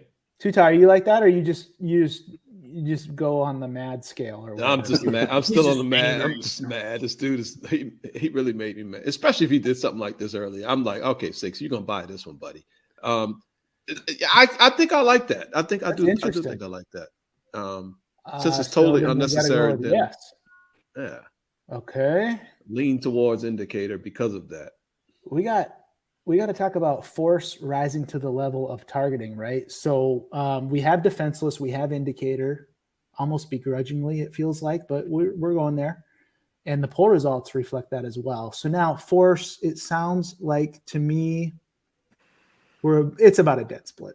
Let's just, I don't want to add all that up, but it's about a dead split. Yeah, it's 52. 52-48. Yeah. 52 no, 48 yes. Flip a Yeah. coin. Flip a Yeah. coin. It only matters about if he can play again. So Well, just again, we go to that mad scale. You got to throw that mad factor in there. for force, Yeah, did he make you No. mad? No, I not would for use. force. Yeah, I agree with that. I would think use- because what you're saying is what I like. What you're saying is you're talking about his technique, and that's what element 2 is all about. yeah, That's what element 2 is all about, is his technique, and that's just so unnecessary. right, Okay, force is force. correct. You've punched people in the face over force. At I least have not punched one person in figuratively. the face You've in my threatened. entire. Actually, I'm lying. Oh, I can't. Oh, you did. I punched my sister in the face one Oh, time. wow. I know. Okay. Wow. I was like, we were like 10 years old. We were fighting over the computer, and I regret that to this day. Not I because bet of you do, dude. not because of her forcible contact to the head or neck area. No, No. You've just threatened to do that. Okay, so now what do we see here? We can have crown, and we can have any body part really to the head or neck because of what we answered for element 1 and 2. So Right. what do you guys see? I'm probably gonna be on a loner here, but man, the hit spun this dude around. I think there's pretty significant force. It snapped his head to the side and halfway spun his upper torso. I think there's significant force to the head and neck area, in my opinion. I mean, I see the spin around too, but I think that is from the force to the shoulder, and so that's how I see it. I mean, I think it's more of a glancing blow to the head in some angles, but then you see that angle right there, and I think I would go force with you, Tuta. But this is what I did think about when watching this play. I think the hit is completely and totally unnecessary. I would prefer to have a flag down, whether we go targeting or not, and say unnecessary roughness with targeting. Because I think this hit needs to be penalized, period. Agree. Whether we're going to have targeting or not, fine. But we're going to get 15 out of this because that's just unnecessary. Because of the nature of the hit or the timing of the hit? The Yes. timing of the hit. And I mean, the timing really creates the nature. I mean, it's just late and it's unnecessary. yeah, I mean, the dude is completely me, and totally if that makes obviously sense. not. I don't know He if didn't that catch makes the sense. ball. I mean, come on, a Yeah. defender. This dude knows that, and I don't want to hear all those arguments about what is he supposed to do? It was so close, and Wow. I don't want to hear that because these players took- are athletes and they I know. know how to stop their bodies. They know how to do all of that. He knew that this pass was not caught. He knew that this dude didn't have the ball, and he just unnecessarily took a cheap shot. And I think it's a foul, whether or not we go with targeting. Well, that's why I question if it was the timing or the Gotcha. nature of it for you. Because if he comes in and puts a shoulder in the belly and wraps him up, do you still feel that it would rise to the level of just a UNR? Yeah, see, no, I think there's probably not, Corey, because Ooh. then I'll be thinking about it. I'll be like, man, that's just unnecessary. But geez, what? And I will probably go talk to him. But the nature of the hit multiplied with the timing, I think, Okay. adds up to Good point. unnecessary. I see what you're saying. I like that. Yeah, that's Okay, I'm on the other side then. I'm going to go no forcible for that rises to the level of targeting, but I love this as UNR just because of everything we've discussed. So Daniel, where are you at? So I started out as absolutely forcible because that way the head whips around, but then I started watching it and I started wondering, does the shoulder contact to 12's left shoulder spin him around more? But that angle right there from that reverse end zone that we just watched, I feel like you see the head whip around right there before the shoulder whips around, which makes me I understand the 52-48, I think is where we landed, but I think if I'm ruling this, I'm saying that's forcible. Okay, so here's where I find this interesting. So targeting to me is you have to I mean, targeting. So are you saying that this is he targeting the head and neck with his shoulder? I mean, he's not. No, he's No. not. So then he hits him with the side of his head, I guess. Helmet to helmet is kind of what we see. Yeah, I think it's the Yeah. side of the crown. Okay. I wouldn't call it a 913. I think No, it's too much. it's No. not sight crown. for No, sure. that's not crown.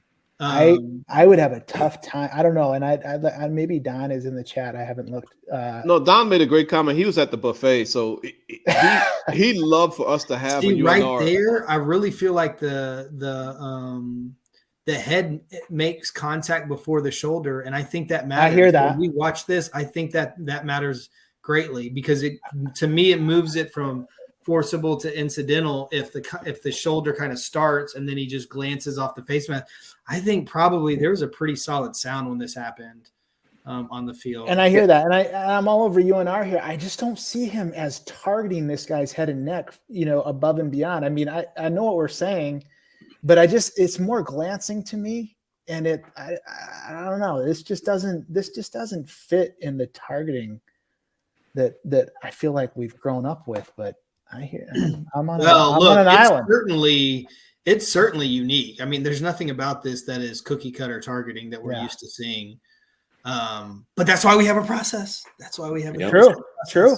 And if the way you followed through, if you feel this is forcible that rises to the level of targeting to his head and neck because of that contact, you're right. This is going to sound. I mean, this is going to be a sound right here. Those helmets are going to clink. I'm curious as to what the H is doing with his right hand. Reaching for his flag. That's what I'm thinking. Yeah. And by the way, just for the community out there that's been with us as we've continued to, I don't know if proliferate's the correct word, but continually to use and encourage others to use these three elements. Don't walk away from here thinking that the level of anger that's elicited is element number 4, not element number 4. That's a personal thing, and that's okay. Yeah. We don't want to use that as an element. Kind of want to eliminate processes, eliminate the emotional side, right? I mean, Oh no. Have you met Tuta? Yeah. I just see this more of a glancing blow, to be honest with you. So to me, it's forcible, but it doesn't rise to the level of targeting. That force to me doesn't rise. It's more glancing. It's UNR. It's just unnecessary. Certainly UNR.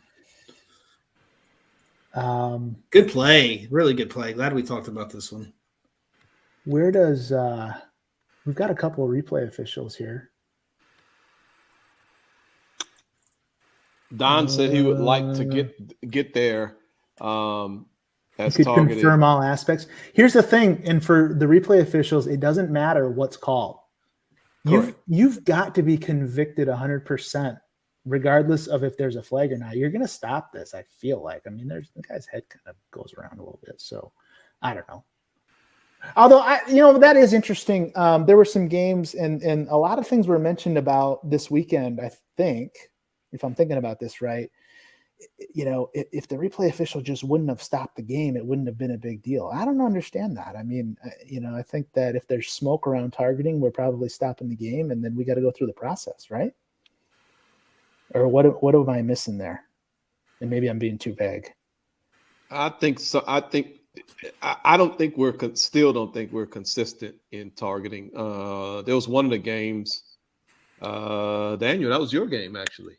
A kid he knocked himself out using the crown of his helmet, and the game wasn't stopped for targeting. And there's other games where we see other actions where it's like, okay, well, why aren't we stopping the game for targeting? I think we're not totally consistent for creating targeting versus when we're evaluating a flag that's already on the ground for targeting. I think we're more consistent in that arena. Okay. I mean, I don't know. It's weird to say, but this is one that if you're watching on TV and is stopped, regardless of what conference is officiating the game, I'm sitting here wondering, I have no idea what they're going to do with this. Right. I know. So there's enough doubt, and then you just got to figure out which element you have doubt in and then really scrutinize that, because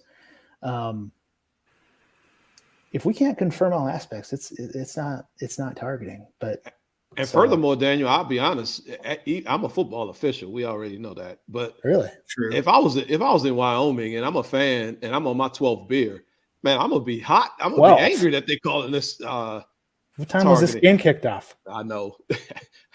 I'm trying to be nice to the Wyoming fans, but I mean, I'm looking at this. I'm like, how is this targeting? He barely hit the dude. That's what I would be saying.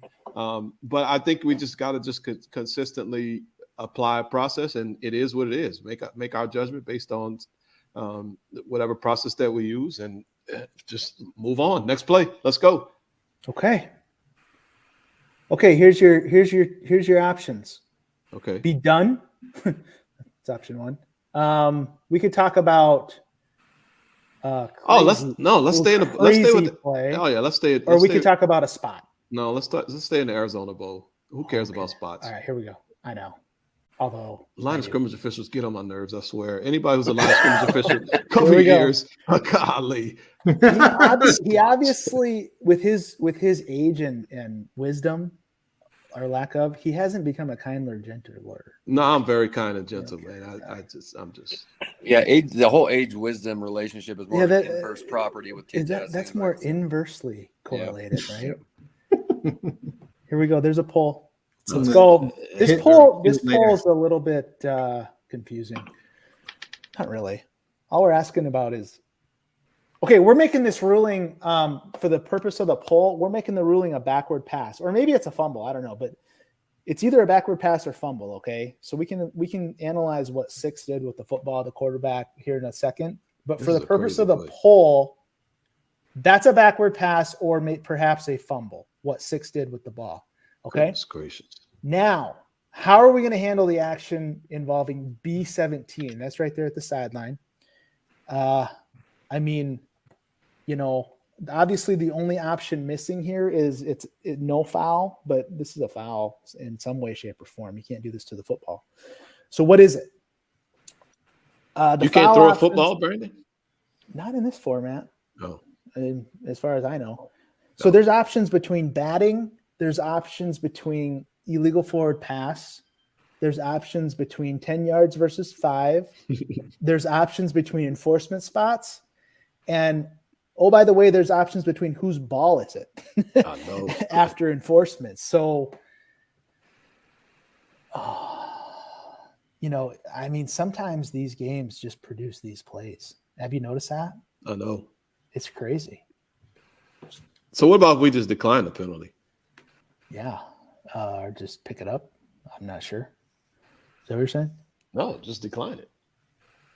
Well, we got to know what we have before we decline it. Well, I got you, but that just wasn't one of the options. What if I just say I don't know. Just decline. Well, that's a flag pickup to me. If we just come together and say, not sure, no foul on the play, whatever. Result of the play is in this case, I guess, second or third down. I don't know what down it is. I don't give anything away, though, but I do want to talk about declining it afterwards. Yeah, we will for sure. Absolutely. But again, I think it depends on what foul is called and all the other stuff. Here's what's interesting about this play from just when you're watching football. The line feed camera didn't even get this. They were so fooled by the play action. And maybe that's your Barstool Sports Roku Fire Stick thing or something going on. I don't know. But we had to go deep into the angles of availability to look at this. So the only reason I know it's on the Roku is because I went home for the holidays, and my children have a Roku. And does that work pretty good? No, I hated it. Oh, really? Yeah, it's constantly it's. How would I have ever guessed that you hate something like that? It's glitchy. It's stopping all the time. You got to reset it. It's trash. It's pure trash. And I'm like, can y'all just get real TV, please? Just get a real TV. Daniel, what does that mean? Real TV? Like with TV channels. Oh, okay. Okay, sorry. Like paper cable or something. Golly, a satellite. Get DirecTV, something.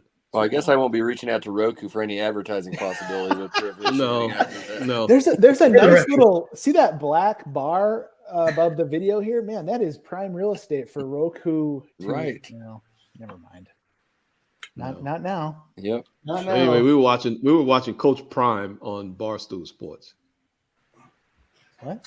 But if Roku's listening, we're willing to move on. Yeah.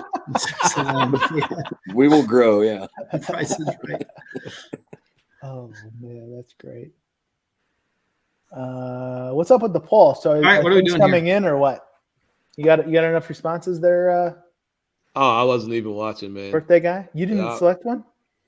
Oh, did I? Let me vote. Let me Oh see what my I'm gonna vote gosh, for. are you I'll close kidding? my eyes and just spin the wheel like Wheel of Fortune. Hey, I not Wheel of Fortune. Price is Right. I always wanted to go on there. You know when they spin the wheel and they get that dollar, man. That is. Is that the most showcase greatest thing of all showdown, time? dude? Yeah. It's the showcase showdown. I know. love Prices Right, man. Oh my god! Just once, can I get on the price? I would kill the Price is Right. You already I'll picked go your home with sister. everything. Bankrupt the Price is Right. Exactly. And then I'm going on Wheel of Fortune too after that. And I'm gonna kill Wheel of It's Fortune. more random. No. Remember, you used to have to buy stuff on Wheel of Fortune. What? And Yeah, I'll when take it- the games for $10. Yeah. I feel like that's Right. somebody who's more towards 50 that would know that. I don't. That's not my wheel of fortune. I'm telling you, Wheel of Fortune. They gave you you had a set amount of money, and then once you at the end of the No way. yes, Yeah. you bought the different prizes that were up on the stage, and then Yeah, you everybody did. always bought the way. games for $10. You didn't just get cash. Yeah, you'd have to Really? buy like You a have to spend it couch and a all. barbecue. And yeah, Whoever decided to go away from that model made a good call. 100%. Okay.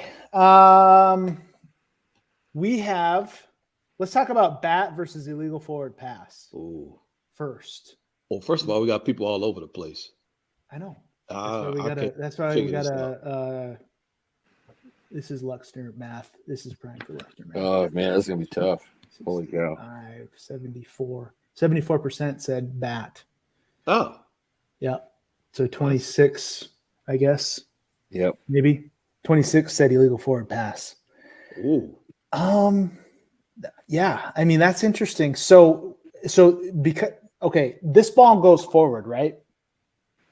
From the defender's From action, the- you're from talking about, right, 2017. Brandon? Yeah. Yeah. Yeah. Yes, it went forward. So, I mean, to me, it's got to be something. He redirects the ball forward. This isn't a muff, in other words. No. Okay. All right. How do we figure out, quickly, I guess, because we're out of time, but how do we figure out the decision between batting and passing? Well, that's real easy. Okay. Possession. Yeah. Yeah, we'll go to Daniel Young, Mr. And Corey, you mentioned it. How about you do it, Corey? Yes, I mean, we got to go through the elements of possession. You know, it's just of recovery. You know, I guess in this case, since the ball is on the ground, we have to go through the process of recovery. You know, firm control, body part down, and you know, if that to me is what makes it from between a bat and a pass. Mm-hmm. Okay, so then I think the decision here, because we talk about element 3 of possession, is going to be the time with control of the ball, or actually performing an act common to the game. Yep. So if we perform that act, as Daniel has told us, that time can be real short, correct? Yep. Is throwing a ball an act common to the game would be a question I would have. Yeah. Okay. So then do you have this as some element of firm control? So the answer to that is yes, in my opinion. Okay. I'm putting this just like we're gonna put this on the goal line and pretend like obviously he did break the plane of the sideline. But if it was the goal line and he did not break the plane of the goal line, then I would say that he threw the ball backwards, which means he controlled it, in my opinion, and that he did complete the process of possession. Okay. I love your analogy, and let me just take a little different angle at it. What you're saying is if let's say this player's teammate fumbled and the sideline's the goal line. What you're saying is you would have a touchdown with him controlling the ball over the plane of the sideline. Is that what you're saying?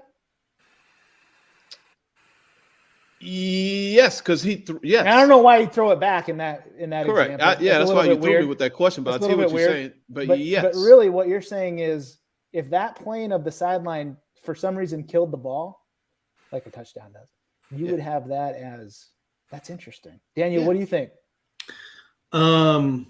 I disagree. I think if that left hand gets on it at the same time, then we could say it's firm control. The way this is, I feel like he just scoops it. Does that make sense? Scoops it and kind of shuttles it. Yeah. For a Which to bat? me is not firm control.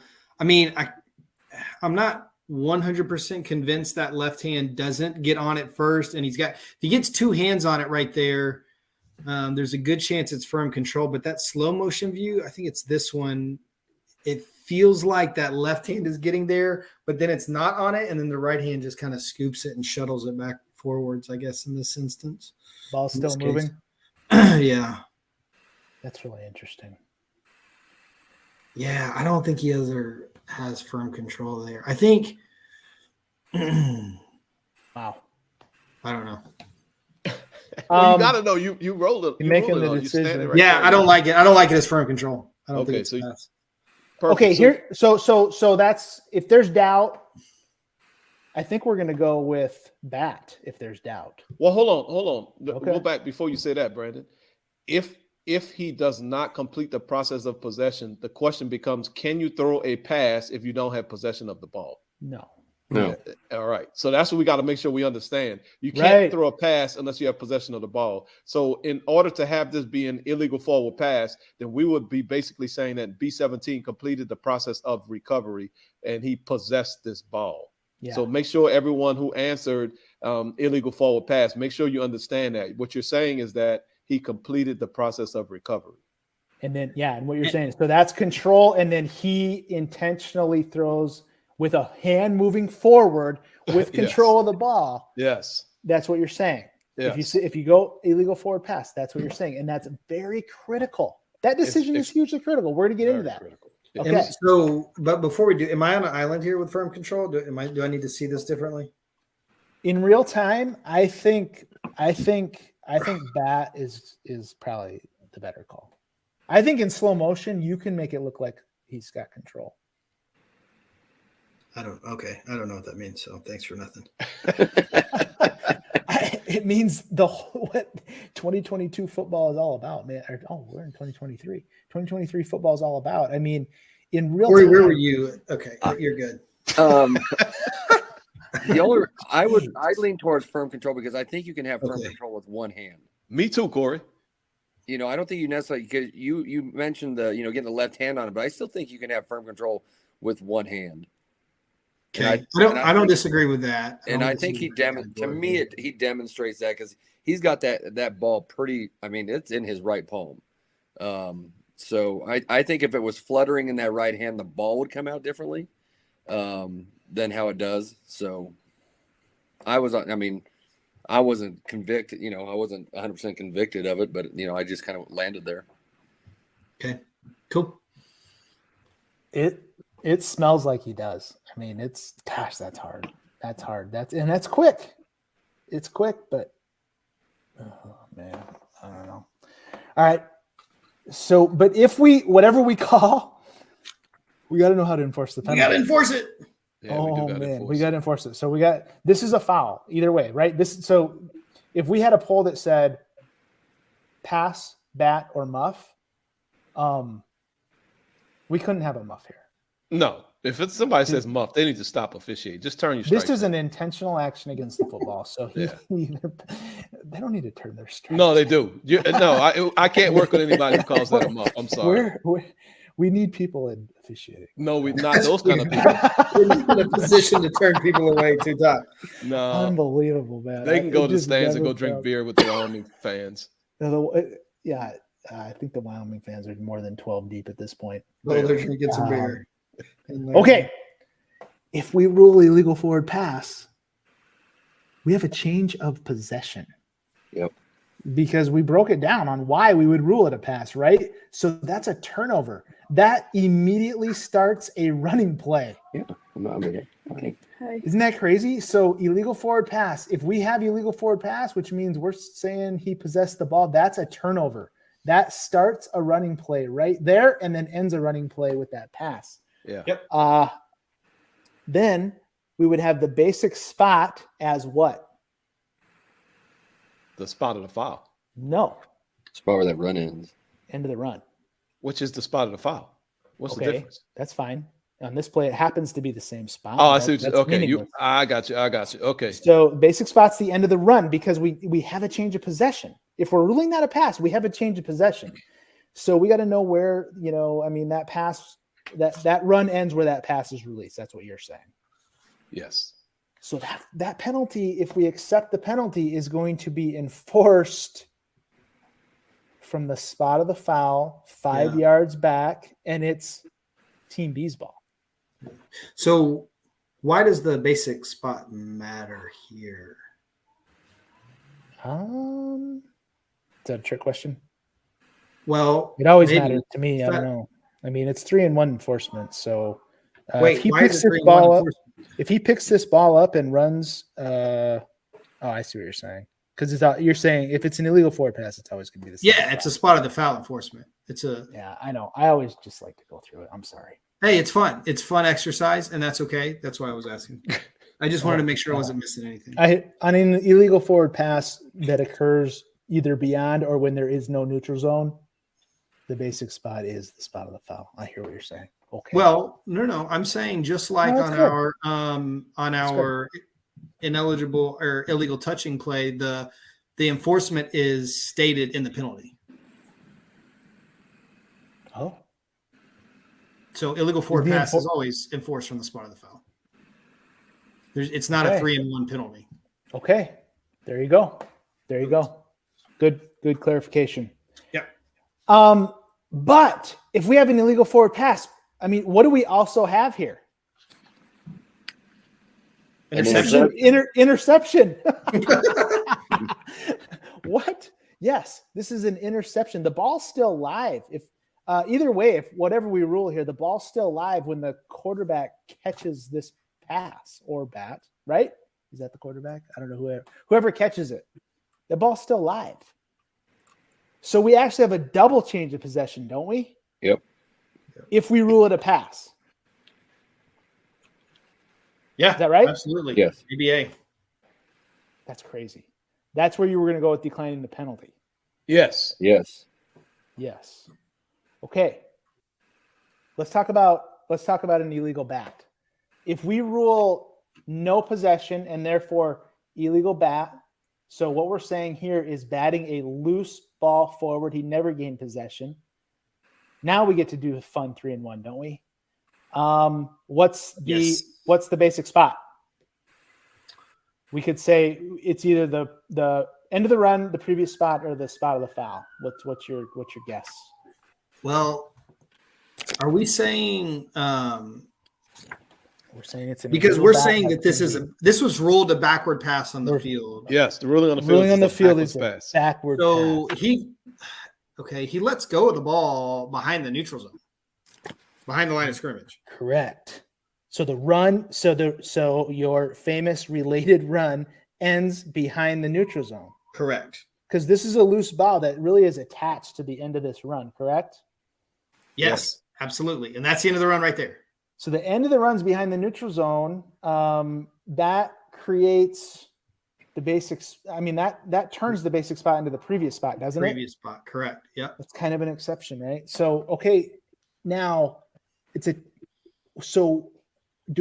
but this is a foul by this guy and clearly the spot of the foul would hurt Team B more, wouldn't it?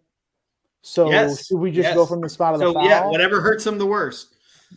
Wrong. So in this case, since I know you did that. You did that perfectly. You read the script. In this case, Daniel, you don't have to take that, by the way.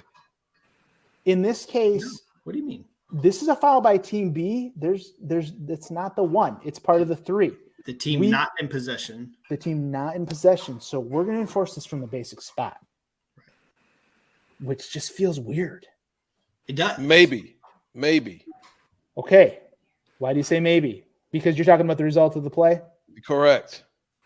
Oh, it's a bat. I'm Yeah. sorry. I'm still stuck on the other Yep. deal. Yep, you're good. Okay, You're good. sorry. So the result of the play is a 2-yard loss. 11 gets the ball and steps out of bounds 2 yards Right. behind the previous spot. Right. Team A would enforce this illegal bat by Team B. We would, by the way, we would go all the way back to position 1. This all happens on the opposite side of the field. We'd go all the way back to position 1 and mark off 10 yards, and it would be, I believe, 1st and 10 for the offense from position 1. This is very unique. So Very unique. We can't enforce a bat by Team B when they're not in possession. We can't enforce it from the spot of the foul. Nope. All right. We can't enforce, we got to find the basic spot. So the end of the run in this case is where the quarterback releases the ball. That's behind the previous spot. So we're going to enforce it from the previous spot. If we rule this an illegal bat, it's going from the previous spot. And 9% of us had that. And that's just crazy. Of course, the illegal forward pass. Yeah, 9% of us said it would be B's ball. So What if we rule illegal forward pass, that's a change of possession. If we're enforcing it, it's B's ball. Of course, we should have had an option to decline it in that case and have A keep the ball, with the result of the play being a double change of possession. That's crazy. What if B17 kicks the ball? Where? Right, the same place he bats it. Oh, Notice I said that he bats it. yeah. I mean, same thing, right? Same thing. Yeah, same thing. as the I bat, feel of like course. we have a tendency to want to call both batting and especially kicking a spot foul. Spot foul. Yeah. It's not. It's a 3-and-1 foul. We just got to follow the process of, is it a team? Are they in possession? No. Well, then we just got to find the basic spot on those types of fouls.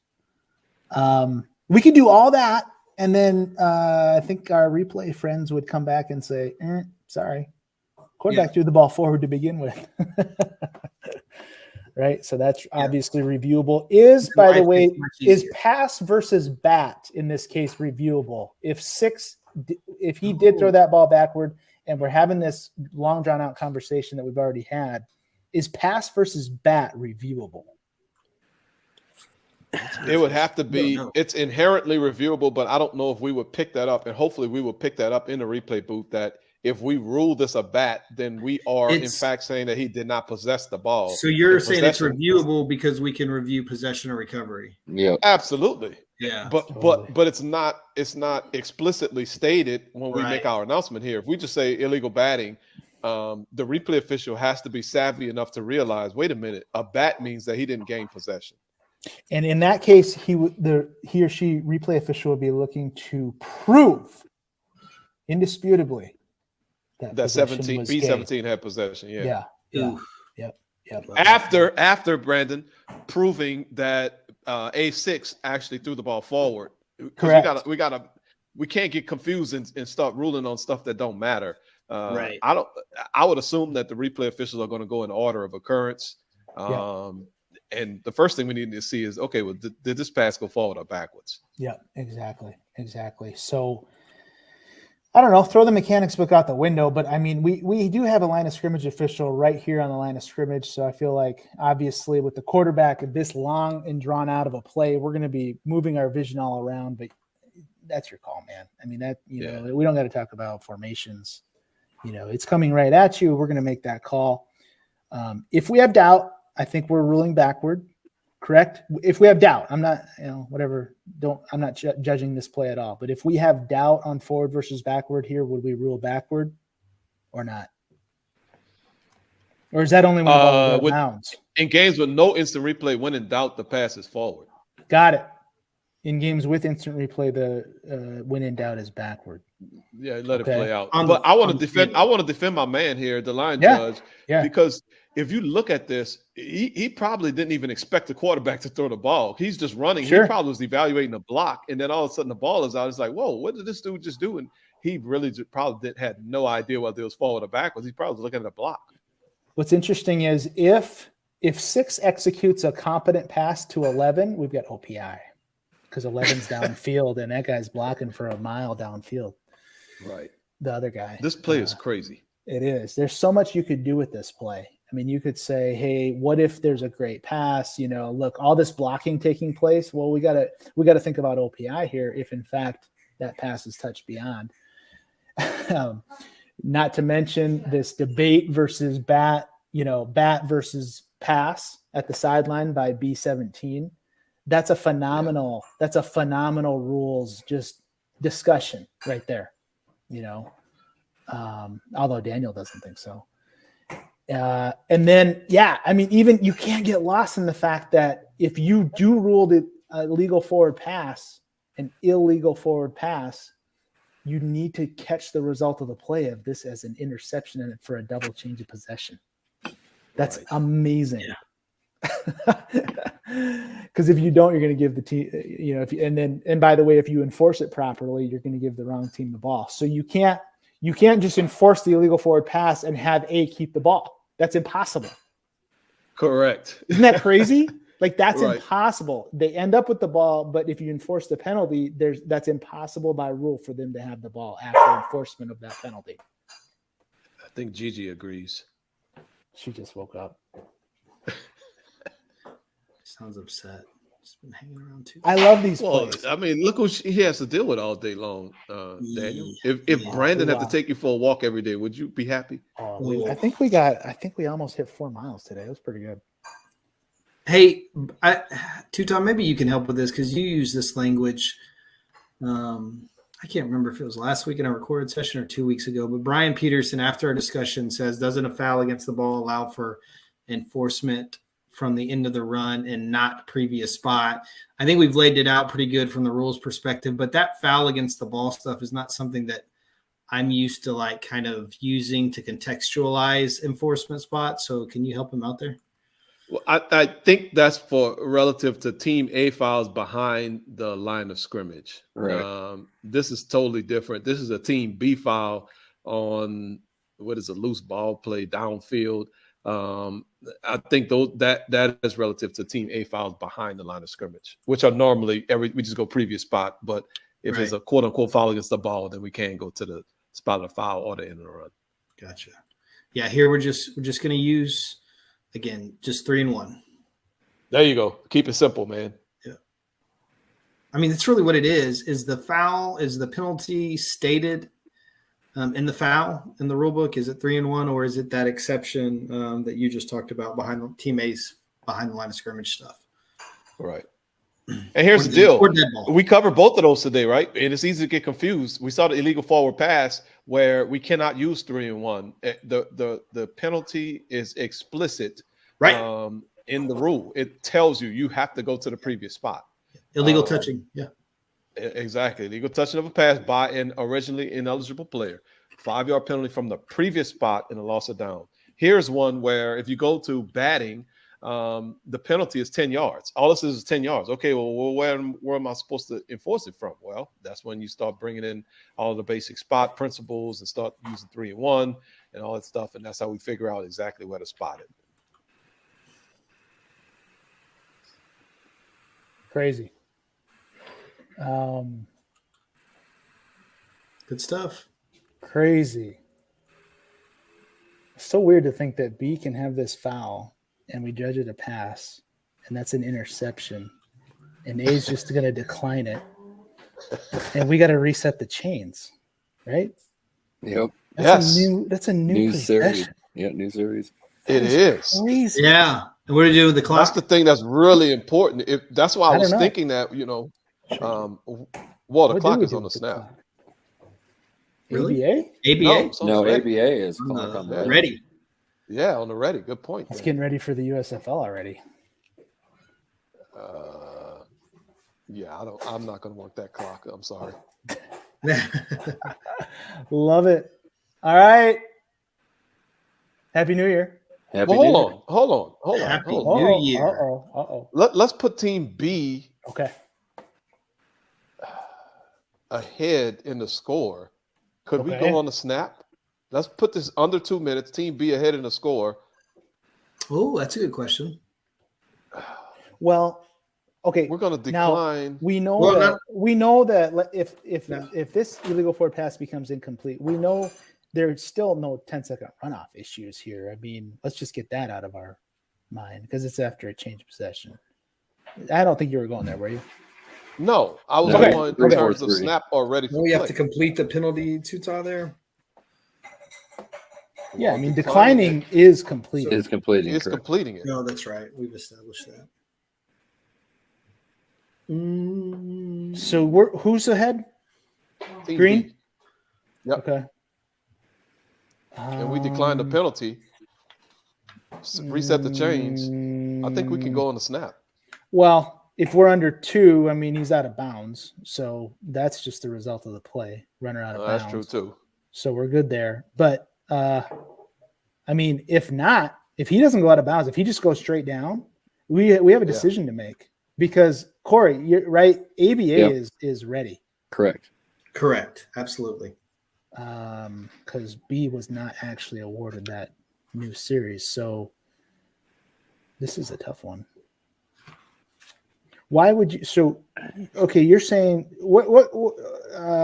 okay, team A is driving right at the end of the game Yep. is what you're saying. That's the scenario we're Yep. painting here, and B is up by 3 or 4, whatever. It doesn't matter. One possession game, and you're saying, well, okay, the team ahead in the score They fouled. fouled. Yeah. So, wouldn't you give A? Yeah, why not? Why wouldn't it be? I don't know. That's what I'm saying.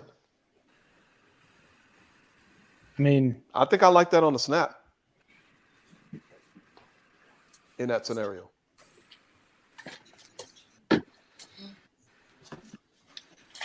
even though it's declined. What about outside of 2? Yeah, that starts getting a little hairier. No. Yeah. I mean, if you end up with, I always thought, man, if you end up with a declined penalty outside of 2 minutes, it's just whatever the clock is. Just default to the status of the clock. I think so. Yeah. When you get under 2, it's different to me. But you know, we broke some rules there, so along the way. That happened. I like snap under 2. Yeah, I like snap under 2. Yeah, I think so too. It's interesting. Yeah. So just the last question here. The 343 mentions completing the penalty, and then Rule 10 was the one that defines what a completed penalty is, and it's either accepted, declined, or canceled. Canceled. Yep. Cool. That doesn't mean wave off, right? No. No, it's still got to Because be it a says foul. penalty. There's no penalty for a waved off flag. That means it's not a foul. That means you can't Yeah. penalize the team. Wave off is the foul. That's why Correct. Redding always got, he always was very specific about foul versus penalty.